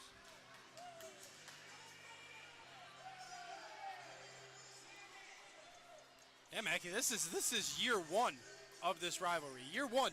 They Yeah. still have 1 more game left to play tomorrow night. That's going to be in Binghamton. And if you think this rivalry is just starting, you're sorely mistaken. It's going to be a very fun one for years to come. And like I said earlier, I'm here for it. Rivalries are my favorite. I love it. Rivalries make sports. You think about sports, Red Sox, Yankees, Duke, North Carolina. The list goes on. Boston, Montreal. Yes, the list goes on and on about the best sports rivalries. Cowboys, Eagles, Cowboys, Giants, Packers, Bears. It's everywhere is a rivalry, and that's what makes sports. If you think of sports, you're thinking of rivalries, especially in this league. In a game that's going on tonight, Columbus, Carolina, it's the biggest rivalry in this league. It is. Like, you have the Carolina Thunder Chickens, they call them. They call them. And the Columbus River Lizard. Yeah, the Creek Lizards. The Creek Lizards. Like, it's just, right now, to give you an update, Columbus up 2-1 on Carolina, and that game extremely important, but just another example of a huge rivalry in games that are going to happen in the playoffs. Most likely, don't want to jinx it or anything, but a semifinal matchup that, according to the seeds, will most likely happen. And that's what's good for not just this league, but leagues in general. Exactly. Rivalry games and playoffs are huge. Look at the playoffs in the NHL this season. I'm pretty sure it's going to be New Jersey versus the New York Rangers. Only about 20 minutes apart in distance, but the rivalry there is so heated. Both teams want to be the king of New York. I know it's New Jersey, but it's just an extension of New York City. I'm sorry, New Jersey people, if you're listening. You know it's true. I know it's true. Jake Johnson knows it's true. But just with that, the rivalry's there. We love it. I just can't wait. Yeah, no, the NHL playoffs are probably the most exciting time of the season. You know, the Islanders making the playoffs, the Rangers, the Devils. If you're looking at it, the only New York team that didn't make it was the Buffalo Sabres.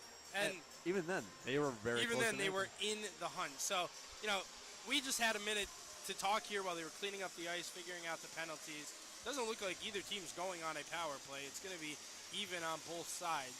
But, you know, while we had a minute, it's the last regular season home game. We hope you guys at home are enjoying this. I'm sure if you're a Binghamton fan, you surely are enjoying this one. It's a 5-1 game, 5:04 to play in the second. Actually, we still got 25 minutes of this game where we've seen fisticuffs multiple times. And I think there's still more to come, too. I'm here for it.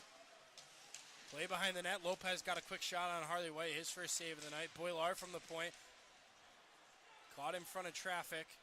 The Mammoth will regroup with this one. Behind the net of White, it's Ford. Ford plays through for Soyas at the red line. Soyas going to dump this one in. Mock chases after it. Mock and Taylor Joseph, their sticks combined. Joseph able to get back to the net. Golo. Played out in front, and it's going to be Austin Thompson coming away with it. Thompson 3-on-3 into the offensive zone.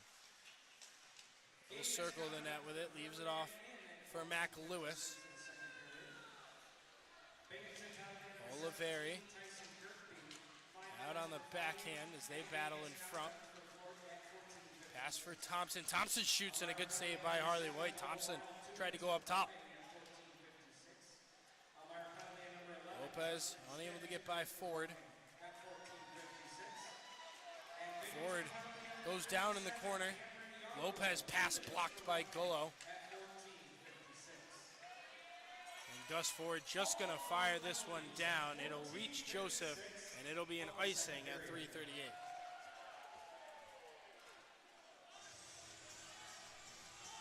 Very honest mistake there, Jake. Oh, Mackie, here it. First off, they didn't stop the clock. And if my calculations are right, Was that like 5 or 10 seconds right there? it was actually 8 seconds, because when I saw the icing called, it was 3:38. But I believe this should be, maybe not. I believe it should have been a media timeout. I think you're right. And it appears you're correct. I'm glad I'm the only one here that knew that it was a media timeout. We've had them all season long, so I'm just so accustomed to making the calls. So at 3:30, we're going to get a media timeout. Both teams going to head to their benches. Taylor Joseph with a warm welcome to Harley White as they skate past each other. Fans of First Arena, it's time for the Rouge Lion Digital Marketing Simba Cam. This is always a fun cam. Let's see all the Simbas out there in the crowd. Happy birthday, Gregory! The one cam I'm always missing, though, is the kiss cam. I think it's just always fun to see. Hey, there's a Mammoth Simba. I always love the clip of like in the NHL where, or it might have been the NHL, might have been the East Coast actually, where they go down to the bench and the two players like actually like end up kissing each other. If it showed up here, would you kiss me, Jay? Nope. If they put that up here, I'll grab my goldfish. Hear that, Mammoth fans? So 3.5 minutes remaining in the second. A very eventful second period of play. And it's a 5-1 game right now. We saw a 2-1 game as we headed into the next 20 minutes. Tyler Jurich with his second of the game. Austin Thompson with a goal from Jurich and Coachman. Jurich getting his third point on the night. He'd tack on his fourth with the next goal from Tyson Kirkby, assisted by Cam Yarwood as well. So Yarwood with a point tonight, Jurich with 4, Thompson with a point, Coachman with a point, Yates with 2 points, and Tyson Kirkby with 2 points as well.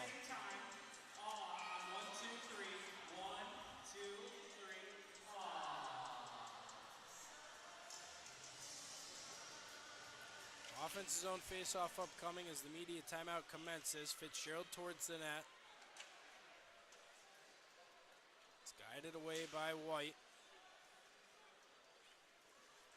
Anderson away from Golo, and a good play there from Golo. Got the stick to the ground to stop that centering pass. Stavros Soyas through center ice. Connor Smith on his back. Coachman wraps it through for Jesse Anderson. Anderson with pressure from Golo, and now Mock skating away from both of them. He'll head into the offense zone. Drop past Stanko. Stanko, a shot into the corner. Jesse Anderson. His shot blocked and goes out of play on the stick of Jim Jensen. It looks like all the penalties have been finalized. Schmidt, Wild, Yarwood, Walters out of the box. I'm amazed Yarwood got a fighting penalty, especially since he didn't throw a single punch. I was trying to avoid no Wild the whole time. So right now it's Schmidt and Wild for roughing, Yarwood for roughing, McGuire and Kirkby for fighting, and McGuire and Kirkby for third man in, which is a game misconduct. Jensen clears this one out into the glove of Oliveri. And Oliveri going to play it right back in as Yates fires one deep into the near side corner. Cudmore in the corner, him and Logar combine. D'Angelo kicks it free for Luke Richards. It's a 3-on-3. Luke Richards fires this one into the cross corner. Logar, hands off for Yates. Yates with a 2-on-1. Cudmore on them. Yates is in. He'll wait. Cross ice pass, and Jurich was stopped by Jim Jensen. Jensen goes high off the glass, back into the neutral zone, and is Gino D'Angelo with a drop pass Stevens. Out in front, D'Angelo plays to the far side. Pinching in Schmidt. Schmidt shoots that one, goes high off the glass. Oganezov going to fire this one back deep into the corner. A minute 50 remaining in the second.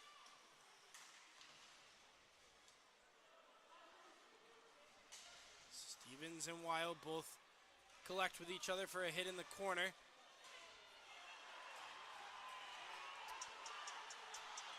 Gavin Yates going to skate away with it. Yates is into the offensive zone. He centers for Oliveri. Oliveri waiting with it. He scores.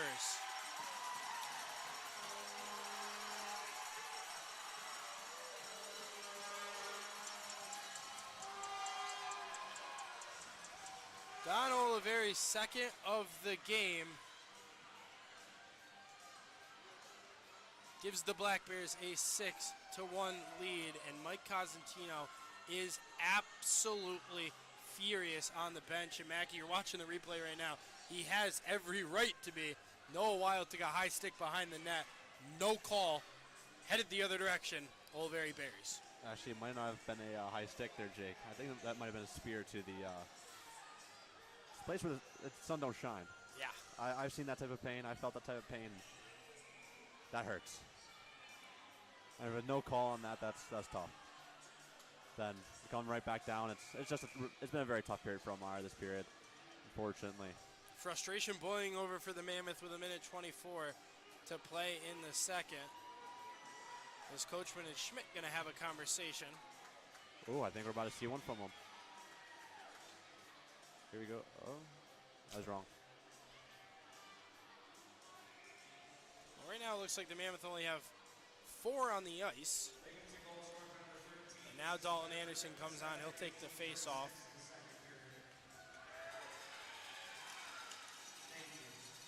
Things not going the Mammoth way here in this second period. Binghamton has tallied on 4 goals in the second. Mac Lewis is in. He shoots. It's a save by Harley White. Mac Lewis puts on the brakes. Far side blue line. Rink wide Coachman. Coachman shoots. Harley White with a stick save. Garwood battling below the goal line with Maratea. Comes out for Thompson. To the point, Lopez. Back to Thompson. Thompson top of the face-off circle. He shoots. It's wide. Coachman towards the net. It's deflected into the corner. 40 seconds left here in the period. Mammoth can't clear the zone. It's dumped back in by Chad Lopez. Lopez for Yarwood, a shot save. Yarwood shoots again into the chest of Harley White. Puck loose in the crease, and now it comes out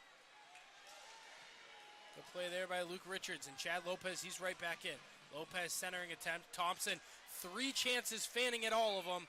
And Harley White going to cover it up with 15 ticks left in the period.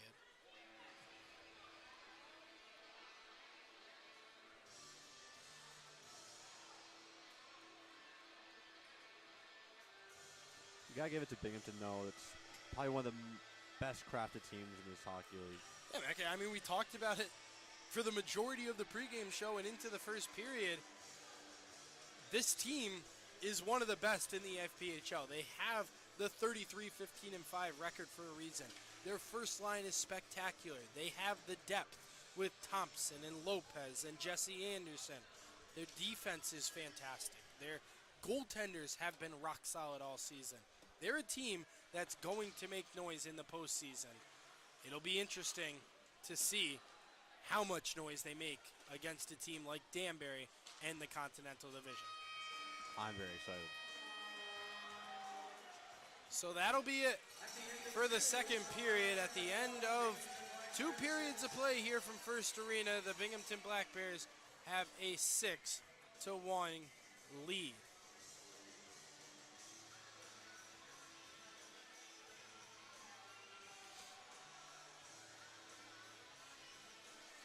And it looks like Noah Wild still down on the bench, getting treated by the Arnett Health trainers. He's going to gingerly skate off.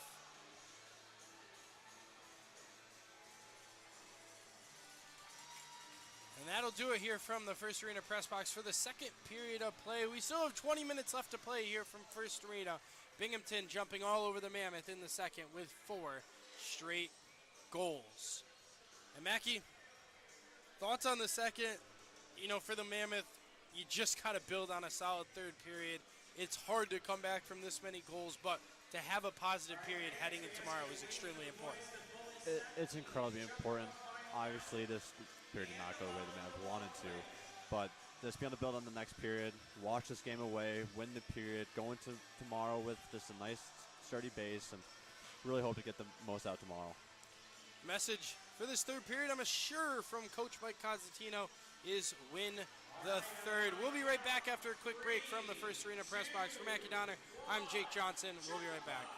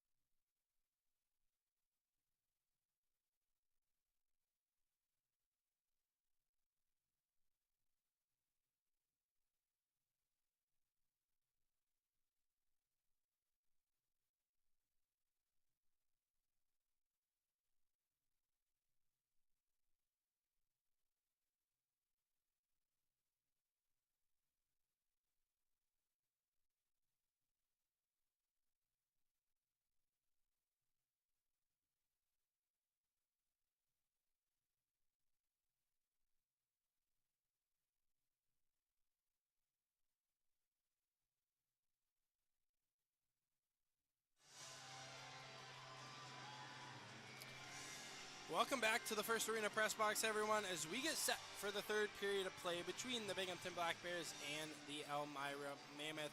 After 2 periods of play, Binghamton with a 6-1 lead over the Mammoth. Binghamton with 4 goals last period, one of them on the power play from Tyler Jurich. Austin Thompson with a goal, Tyson Kirkby with a goal, and Don Oliveri with a goal as well. Things getting chippy in this one as well. We saw Justin Schmidt, Noah Wild, and Cameron Yarwood to the box for roughing. Thomas McGuire and Tyson Kirkby for fighting. They also received game misconducts for third man in. Mackie Donner, I'm Jake Johnson, and we'll take a look at the scores around the FPHL. Danbury up 4-1. Motor City with a 4-3 lead over the Mississippi Seawolves. So basically, you look at it now, I don't think Port Huron's catching up to Danbury. So the 3 and 4 seeds in the Continental Division are set. Delaware, talked about it before, a 4-1 lead on against the Watertown Wolves, and Columbus out 2-1 on the Carolina Thunderbirds. That game is just about 10 minutes left. Excuse me, it's a 3-2 game between Columbus and Carolina. Columbus up 3-2. Goals in the second period, Alex Storjan, and in the third, Josh Keplinger tied it up, and Alexander Jemayev on the power play getting the third goal for the River Dragons. That game has just about 8 minutes remaining. And Mackie, we still have a third period of play here from First Arena. Harley White back in between the pipes. Thomas Proudlock was removed. Haven't seen Noah Wild. I believe he's maybe on the bench. I actually don't see him over there as of now. So it looks like the Mammoth playing with a short bench. Yeah, Jake, seeing what happened to Noah Wild, I feel for him. Tristan Mock in the offense zone. His shot goes over the far side crossbar. Passed out for Fitzgerald. He goes sliding down to the ice. Smith shoots that one wide. Fitzgerald able to get back to his feet. They shoot and they score. Mock gonna drop the gloves with Fitzgerald. Fitzgerald getting one in. Mock over top with the headlock, and he's on top of Colin Fitzgerald. It's a throwdown here at First Arena.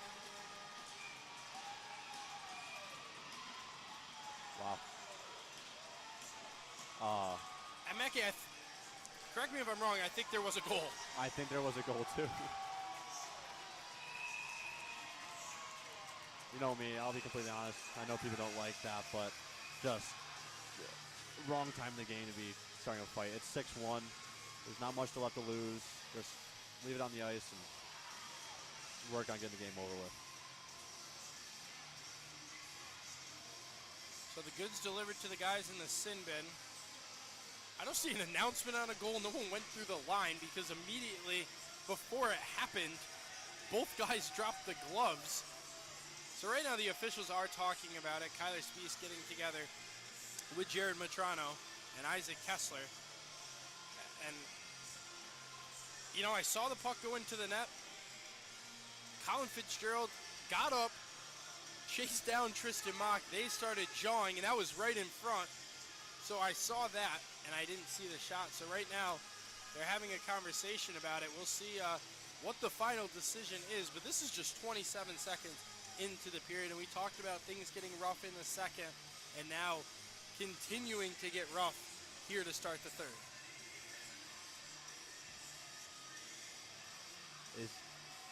Have we found out there's a goal or not yet?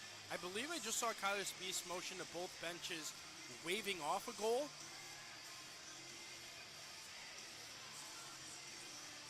Oh, they're lining up as if there is one, though.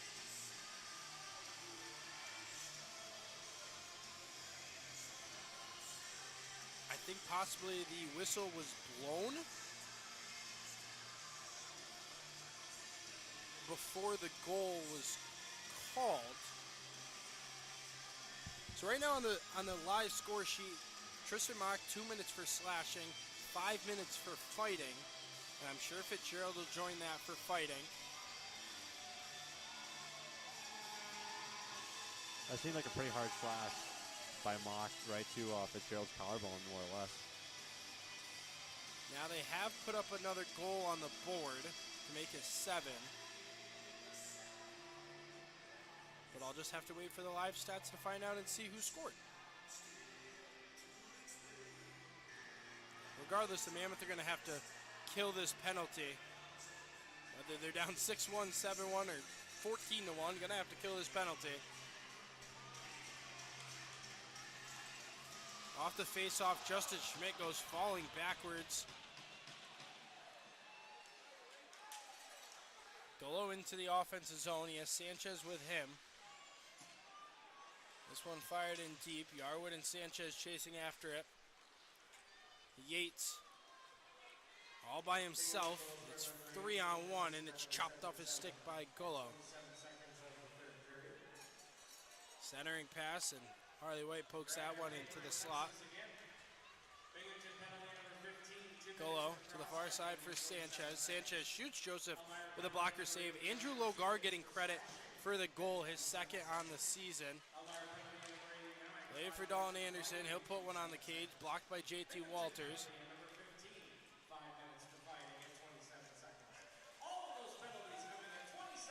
Blake Cudmore firing this one down, and doesn't seem like we got an icing call at 18:30. Officials letting this one get away just a bit. Boilar centers one out in front, and Luke Richards was right there. He plays it back into the neutral zone. Doesn't look like there is anything that needs to be killed. There's nothing on the clock. So they're going to deem that the slashing was called beforehand, so they scored technically with the hand in the air. Regardless, it's a 7-1 game with still 18 minutes to play in regulation. Boilar in his own zone, played up for Austin Thompson. Thompson finds Lopez, who skates into the offense zone. Down low for Lewis. Drop pass for Lopez. Lopez back to the point. Boilar. Boilar shoots. That's blocked by a few bodies. Boilar, his shot blockered away. Boilar keeping this one in the offensive zone. Thompson has this one jump in the air. Luke Richards looks to play it through into the slot. Lopez shot on, and it's saved. Stevens and Boilar pushing. Boilar removes the gloves with Stevens on the ground, and now we got a melee in the corner. Ford rips the helmet off Boilar.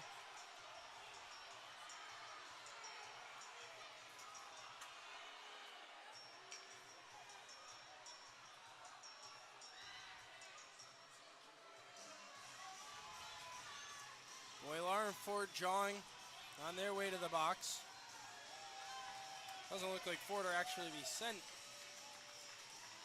Now they're going to turn him back around. And we got another one to discuss here, Mackie. It's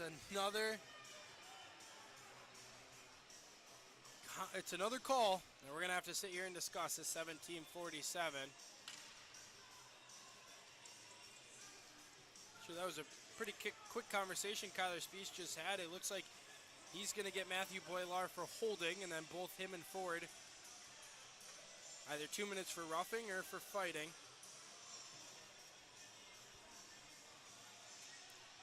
Next raffle winner is for the Singer raffle. That is for the stick and puck. Ticket number 917-855. 917-855. That's for the stick and the puck.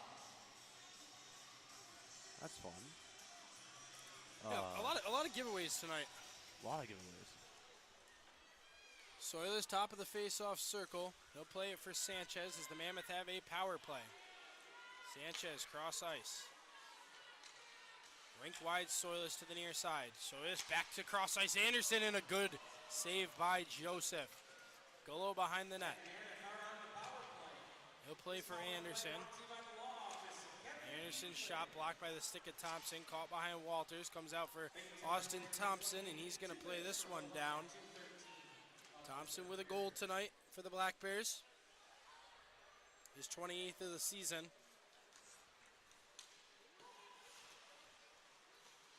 Stavros Soilers through center ice. Plays one for Anderson. Anderson, rink wide, Nick Gullo. Gullo, his shot just over Taylor Joseph's head, and it's going to roll all the way back to the Mammoth defensive zone.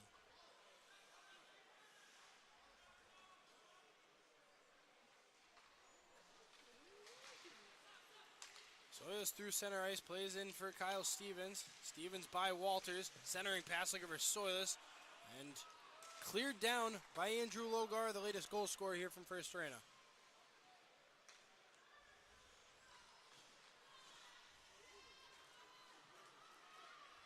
Luke Richards into the offensive zone, looking to go by Yarwood. He's worked off the puck, and another clear. This one down to Harley White. Half a minute remaining on the power play.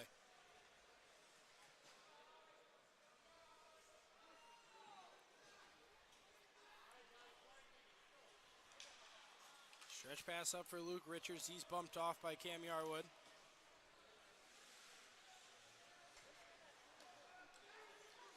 Gavin Yates through center ice, 2-on-2. Yates will skate into the offensive zone. To the backhand, blows a tire. And it's going to be Boilar out of the box. The Mammoth having a tough time today on the penalty kill. D'Angelo goes down. He gets right back and keeps playing into the offensive zone. Richard shoots. Joseph with the save and bouncing right into his glove. He makes the stop. That's one thing I love about D'Angelo is he's definitely a grinder by heart, and watch him just get knocked down, but he'll get right back up. You can do that as many times as you want, but he always finds a way to get back up and right back into play.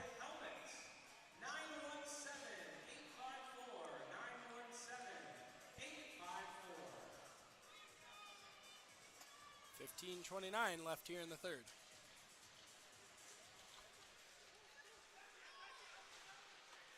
Garwood and Stevens battling in the corner for the face-off. D'Angelo there as well, looking to poke it free.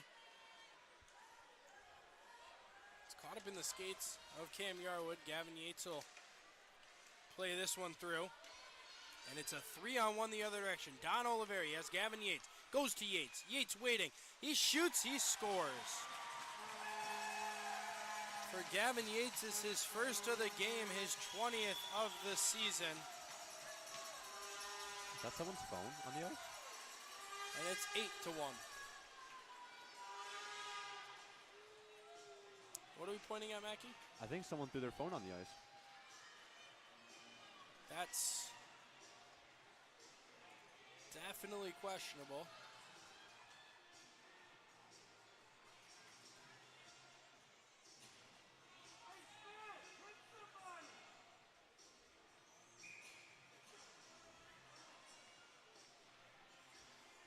Eight-1 game here at 15:02. We just hit 15 minutes. Forward to the near side corner. Lays this one up. Richards' pass blocked by the stick of Lopez back into their own end. Walters for Yarwood. Yarwood circles in his own end. Tyler Jurich gets another point tonight. Harley White will come way out of the net to play it. Lopez dancing through traffic. It's into the far side corner. Soccered through by Maratea.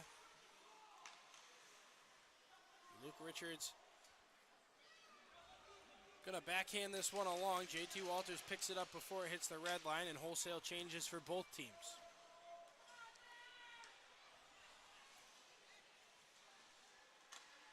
Shots right now are closer than you would think in an 8-1 game. 35-25. 2-on-2 the other direction. Drop past Nick Gullo. Gullo waiting. Tried to center one for D'Angelo. D'Angelo blows a tire into the corner. Austin Thompson into the high slot. Waiting with it. He shoots. It's a pad save.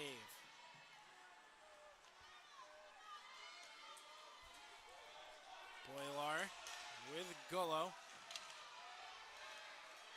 Boilar getting into it with Gullo in the corner.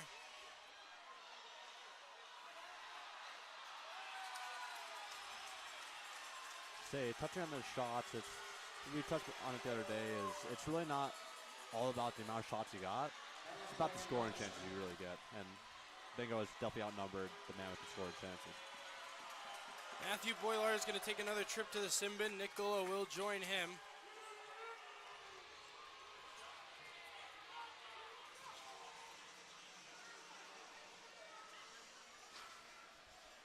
Boilar this season, 5 goals, 9 assists.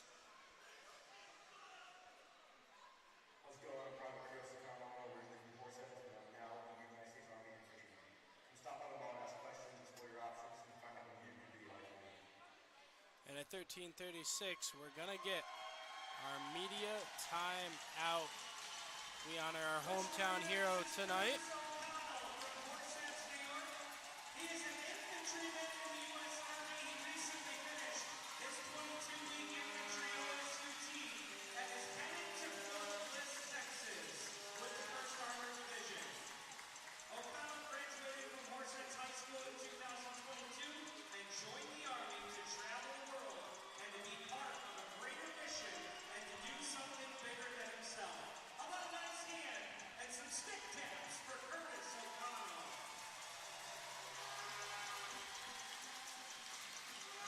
Of course, honoring the military here tonight as well. And he's going to take a seat to watch the rest of this one.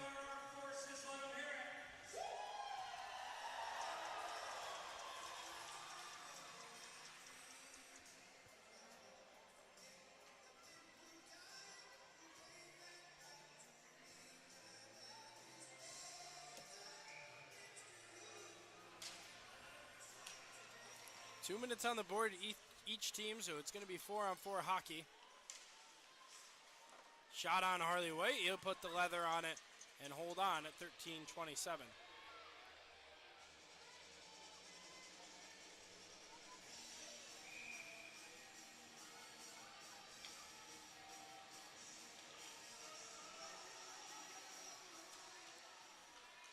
Anderson for Walters. Comes out for Luke Richards. He'll find it. Out for Stavros Soya. Suris will redirect into his own zone. As the Mammoth are hoping this one gets done as soon as possible. Soyless shoots. It's high off the top of the stick of Taylor Joseph. Kept by Cudmore. Flying after it was Low Gar. And now it's a 2-on-0. Smith with Anderson. He shoots, and a beautiful stop by Harley White. That was a fantastic save. 2-0. Just great track and great movement.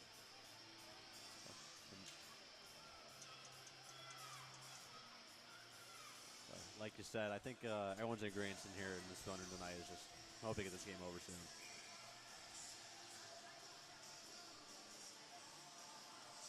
Still 4-on-4 for the next minute and 11 seconds.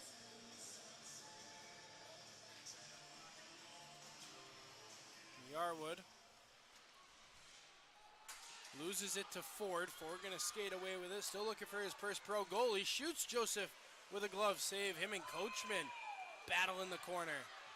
They got some stick taps for each other. Coachman with a face wash.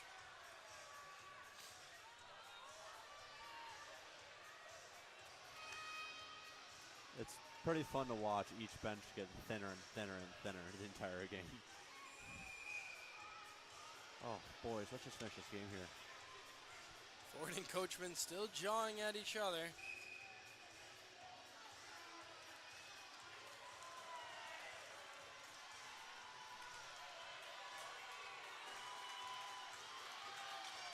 And Coachman is going to go in, and Mock and Fitzgerald come out. So it seems like, well, 4-on-3 hockey with Justin Coachman taking a seat. It's 10 minutes for unsportsmanlike conduct. Excuse me, that was Matthew Boilar. They're all just getting caught up with each other. So Boilar received 10 minutes for an unsportsmanlike conduct.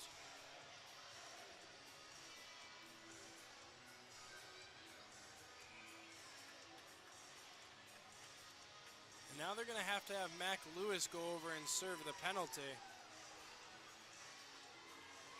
Talk about a real party in both penalty benches. If you will, Jake, Pete Binghamton's bench, they have one line and an extra skater on their bench. 6 players in all, and a goalie. Justin Coachman, 2 minutes for an unsportsmanlike conduct.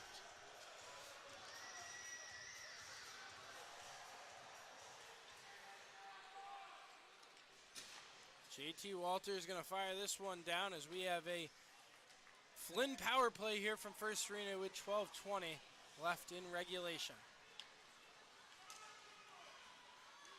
Jim Jensen skates into the offensive zone. He'll work below the goal line. Feeds for Ford.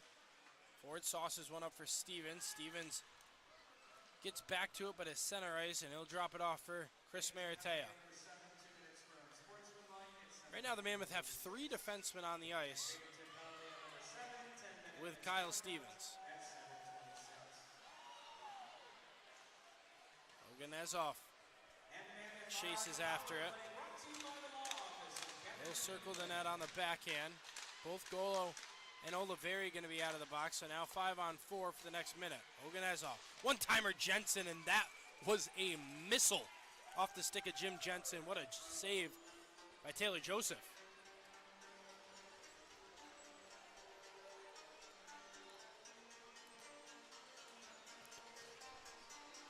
I think one thing the Mavs like to work on for tomorrow is just getting more shots on the power play. I didn't see many there, but just to get more shots and more chances. So now 5-on-4.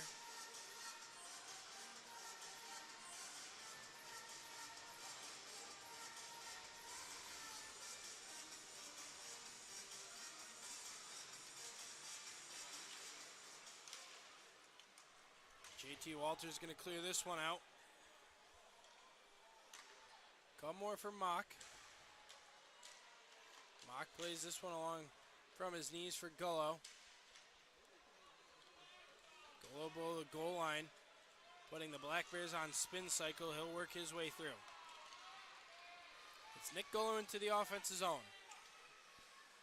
Fires off the wall for Luke Richards. Cross ice, Blake Cudmore. Cudmore for Richards. Richards, he's shot. Saved. Gullo fires this one around to the far side corner. 15 seconds left on the man advantage. Cudmore down low, picked up by Gullo. For Oganezov. Oganezov shoots. That one out in front of Walters. Richards with 2 chances at it. Gullo out for Blake Cudmore. Cudmore, he shoots, they score. Blake Cudmore's shot tipped in by Luke Richards. And Richards continues his goal streak. Is that 3 or 4 games for him now? I believe it's a 4-game goal streak for Luke Richards, his 19th of the season, and his 41st point. We'll get a replay of it here. Just a beautiful tip by Luke Richards. The Cudmore low wrist shot from the point beats Taylor Joseph 5-hole with 10:28 to play.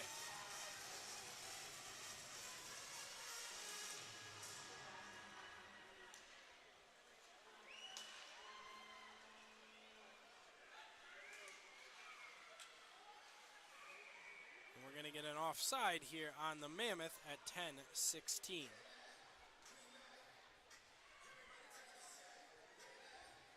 Mammoth goal scored by number 44, Luke Richards.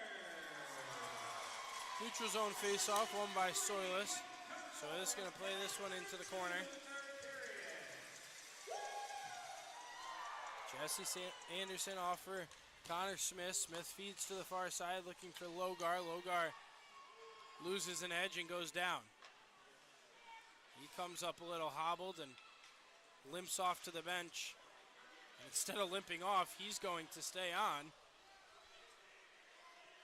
Doesn't look like he has his full skating abilities. Hit with Sanchez there in the corner. And Josh Sanchez is going to skate away with this one. They collide again. And both of them just going to head off. 9:25 remaining. Jesse Anderson. Up for Connor Smith. Smith going to step into the offense zone with a pass for Anderson. It's off Anderson's skate. And it comes right back to him. Smith lines one up, saved. Oliveri on the wall with Yates. D'Angelo going to play with this one to the near side. It escapes the zone past Schmidt.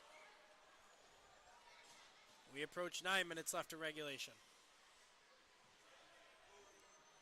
Shots right now 40 to 30 in favor of the Black Bears. Jurich going to fire this one in. Harley White comes out, puts it on his stick off for Jim Jensen. Jensen through for Maratea. At the red line, it's Justin Schmidt. Schmidt into the offensive zone. His shot blocked by Walters. They'll put one on Joseph. If I'm not mistaken, is Stephen Ford on offense currently? I think they've moved forward to offense. Shot by Jurich, blocked. Jurich shoots again, saved by Harley White. Jurich currently sitting at 299 career goals. Goals? Goals. That's incredible. Yates down low for Walters. Pass up for Tristan Mock. That springs an opportunity. Mock shoots, saved by Joseph. It's in and out of his gear. And yeah, Mackie, 300 career goals. If I'm Tyler Jurich, I probably want to get it at home. Last regular season game at home. But he's continuing to shoot the puck on Harley White. Hey, he's a gamer, and either way, he's going to want that, if it's at home or not. Mock plays this one in. Joseph puts the paddle on it. Physicality continuing. Gavin Yates with a pass up for Mac Lewis. Lewis into the offense zone. Drop past Thompson. He shoots. It's high. This one rattles around the boards. Maratea to the near side corner with Mac Lewis. Coming out with its Logar. Logar cross ice. They score. It's Jesse Anderson. Jesse Anderson's 13th of the season with a beautiful cross ice feed from Andrew Logar.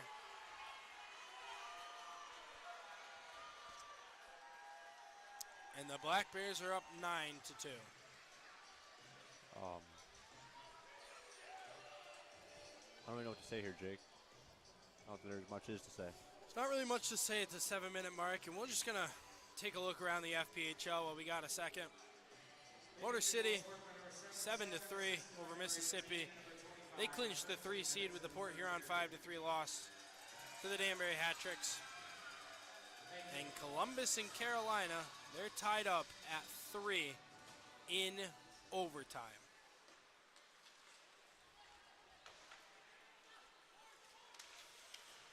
Soilis into the offensive zone. It's left off for Austin Thompson. Thompson slicing through. Pass up for Mac Lewis. Luke Richards swipes at it into the offensive zone.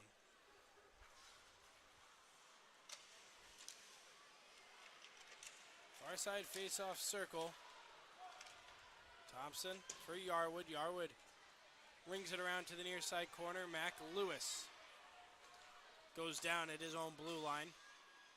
The Mammoth take over in their own zone. Passed up for Luke Richards. Chopped down by Cam Yarwood. Don Oliverion. 6:10 left here in the period. Oliveri with 2 goals tonight. And Harley White going to freeze it at 6:08.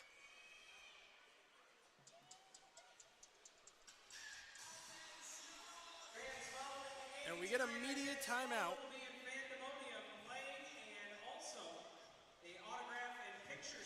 That's definitely a bright spot tonight, as there will be a post-game autograph and picture lineup, as well as Isaiah Smaller performing in the Fannie Mae Bar and Grill. Mackie, looking at it right now, you know, I'm kind of watching just the live stat sheet of Columbus and Carolina. Carolina outshooting Columbus 57-39. Now, I don't know about the whole tiebreaker scenarios that goes into Carolina and Columbus. I haven't studied the other division too much, but I believe it's wins. But if it's not wins, it goes to win percentage. And I think Carolina and Columbus would be exactly the same, and then it comes down to head-to-head, and I haven't looked at that yet. But if Carolina wins in overtime, it'll get them 2 points. Columbus with 1. Still a they can't be tied, of course, but it creates an opportunity tomorrow for a win, and you're the #1 seed game. That's an exciting set of circumstances to be in. That would be one hell of a game to watch. Jesse Anderson assisted by Andrew Logar and Austin Thompson. For Anderson, his second point of the night. Thompson's second point of the night as well. For Andrew Logar, he gets his second.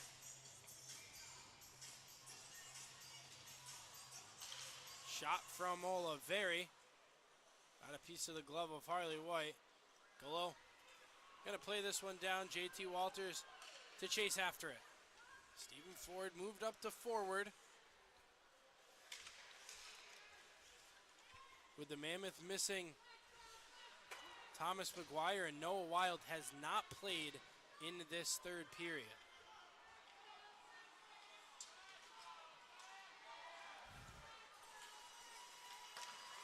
Fed through for Nick Gullo. D'Angelo lays the body on Fitzgerald. Puck comes free in possession of Oliveri. Fitzgerald gets decked by Jim Jensen in the corner. A long shot picked up by Jurich. Oliveri shoots. It's off the side of the netting. Gino D'Angelo can't clear the zone. Kept by Yardwood with the skate. Oliveri tried to feed to Jurich. It's intercepted by Nick Gullo and played in by Tristan Mock. Taylor Joseph spins it around to the near side boards. Less than 5 minutes to play in regulation. Josh Sanchez, he's in. Saved by Joseph.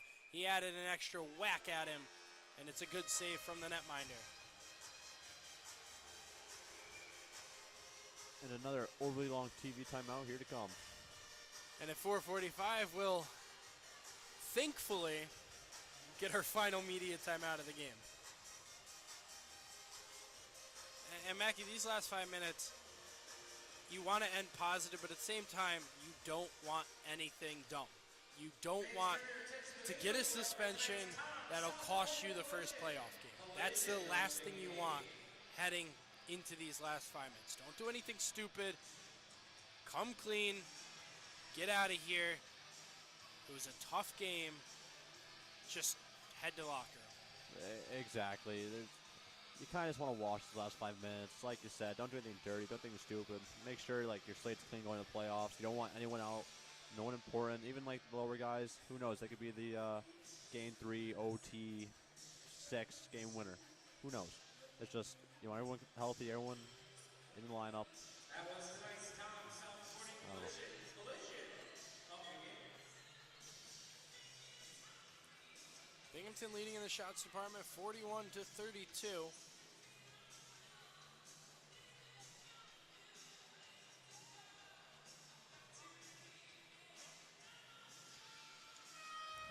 Both Harley White and Thomas Proudlock have went through the ringer tonight. Proudlock allowing 5 goals. Harley White right now 4 goals allowed.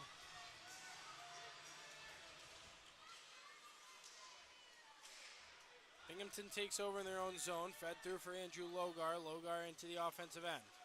To the high slot. Drop past Mac Lewis on the far side blue line. Pass intercepted by Cudmore. He'll skate out with it. Sends a stretch pass up for Dalton Anderson, who has a chance. He shoots. Joseph with a blocker save. Mock fires this one into the far side corner. Cudmore can't hold it into the offensive end. And an offside on the Mammoth. That's really how this game's been going, Jake. Just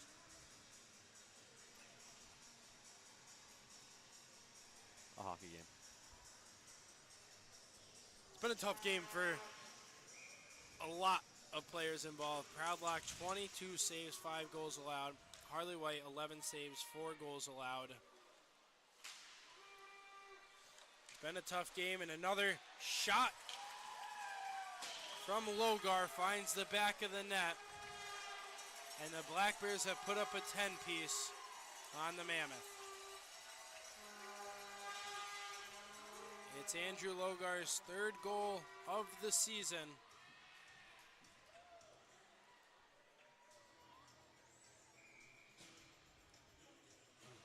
It's his 2nd of the game.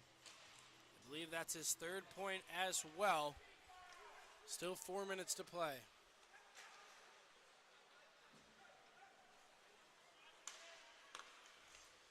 Mac Lewis to the far side. Logor plays this one in.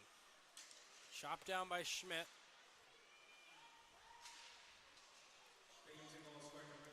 Held at the blue line and dropped back. Walters, D to D with Fitzgerald. Fitzgerald going to flip this one in to Harley White. White swipes it to Chris Maratea. Maratea pass up for Luke Richards. Richards channels this one in deep. Walters will wait behind Joseph for Fitzgerald.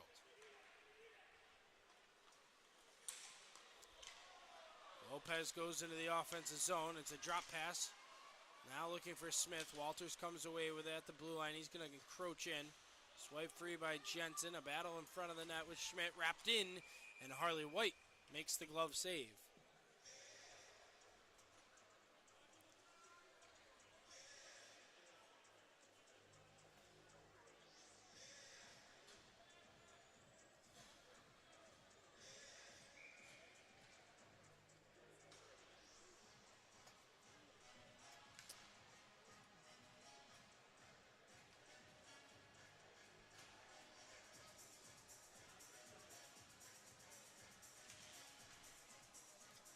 Yarwood off the face-off. Plays for Smith. Back to Yarwood. Yarwood shoots. Blocked by D'Angelo. The Mammoth able to clear the zone. Oganez off to the far side for Ford. Ford feeds D'Angelo 2-on-1. D'Angelo cross-ice looking for Gullo and blocked by Yarwood into the corner. Connor Smith going to head the other direction. Little friendly fire there as Thompson ran into Connor Smith. 2.5 minutes to play. Thompson back into the offensive zone. Where's the hit from Oganezov? Keeps the puck on his stick. To the far side, Jesse Anderson lines one up. Out in front and saved by White.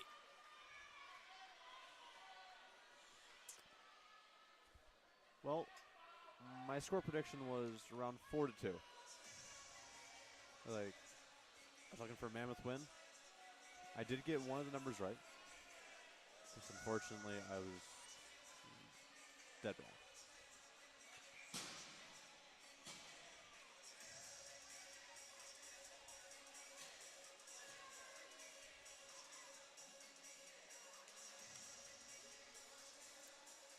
Face-off work behind the net. Maratea going to play this one for Sanchez. Sanchez going to clear the zone. Mock one-on-one with Yarwood to put on the brakes. Top of the face-off circle. Skates in. Shot wide.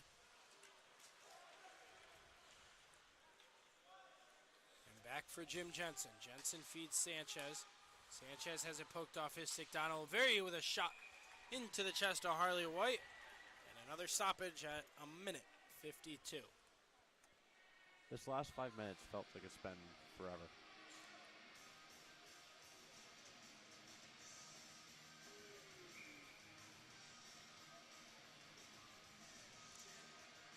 .30 here on the East Coast.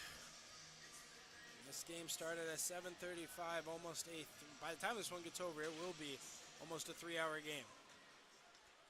Soilers chasing after it with Fitzgerald. Fitzgerald goes hard into the boards with Soilers, and we're gonna get a whistle.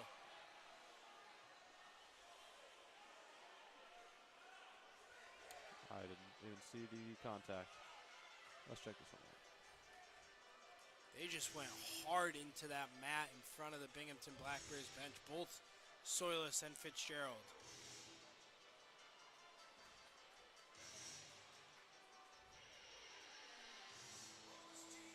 Oh, turnbuckled.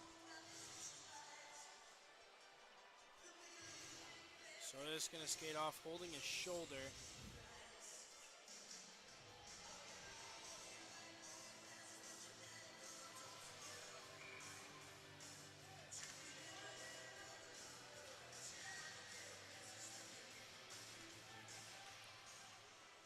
Puck back in play, minute 40 to go in this one. Both benches looking eerily short from what they started with tonight. Schmidt Plays one through into the neutral zone. It bounces over the head of Luke Richards. Tristan Mock will enter in. Drop pass Richards. Richards skating in. He'll play down low. Mock will get a shot off. He'll jab at it. Puck loose into the corner. Coming free in possession of the Bears.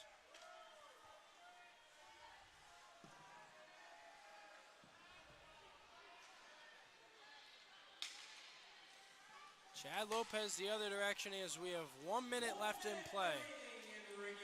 Lopez and Oganezov go down in the corner. Move free of the stick of Cudmore. Smith along the half wall. D'Angelo there as well. D'Angelo goes high off the glass, and Yarwood will retract into his own zone with a pass for Jesse Anderson.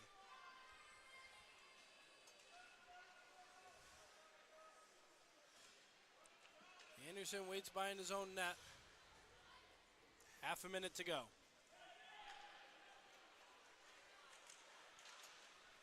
Ford putting the pressure on the forecheck. Intercepted by Anderson. Anderson wraps it in, and he scores. That goal was created by Stephen Ford on the forecheck. And it's ripped off the stick. Dalton Anderson gets his 16th of the season. And that one comes with 21 seconds left in regulation.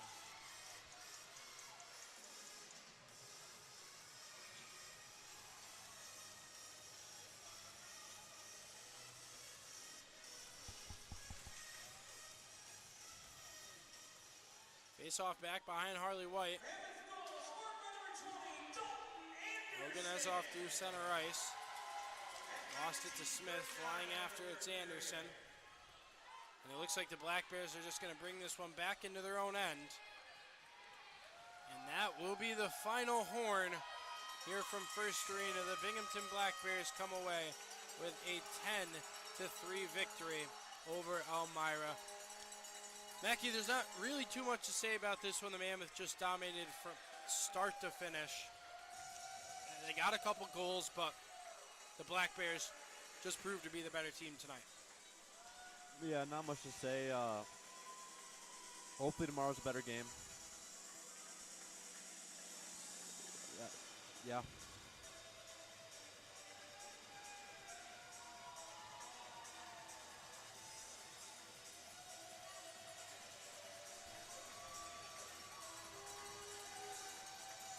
So that'll do it from First Arena. The Mammoth will return home next Friday night to take on the Danbury Hat-Tricks in the first round of the FPHL Commissioner Cup playoffs. I want to thank everyone for tuning in tonight. I hope everyone has a great rest of your night. We will talk to you tomorrow night from Binghamton. We will be on the Elmira Mammoth Mixler, so tune in to that one. For the Binghamton fans listening, hopefully we get the chance to see you tomorrow night at the Visions Veterans Memorial Arena. For Mackie Donner, I'm Jake Johnson, signing off.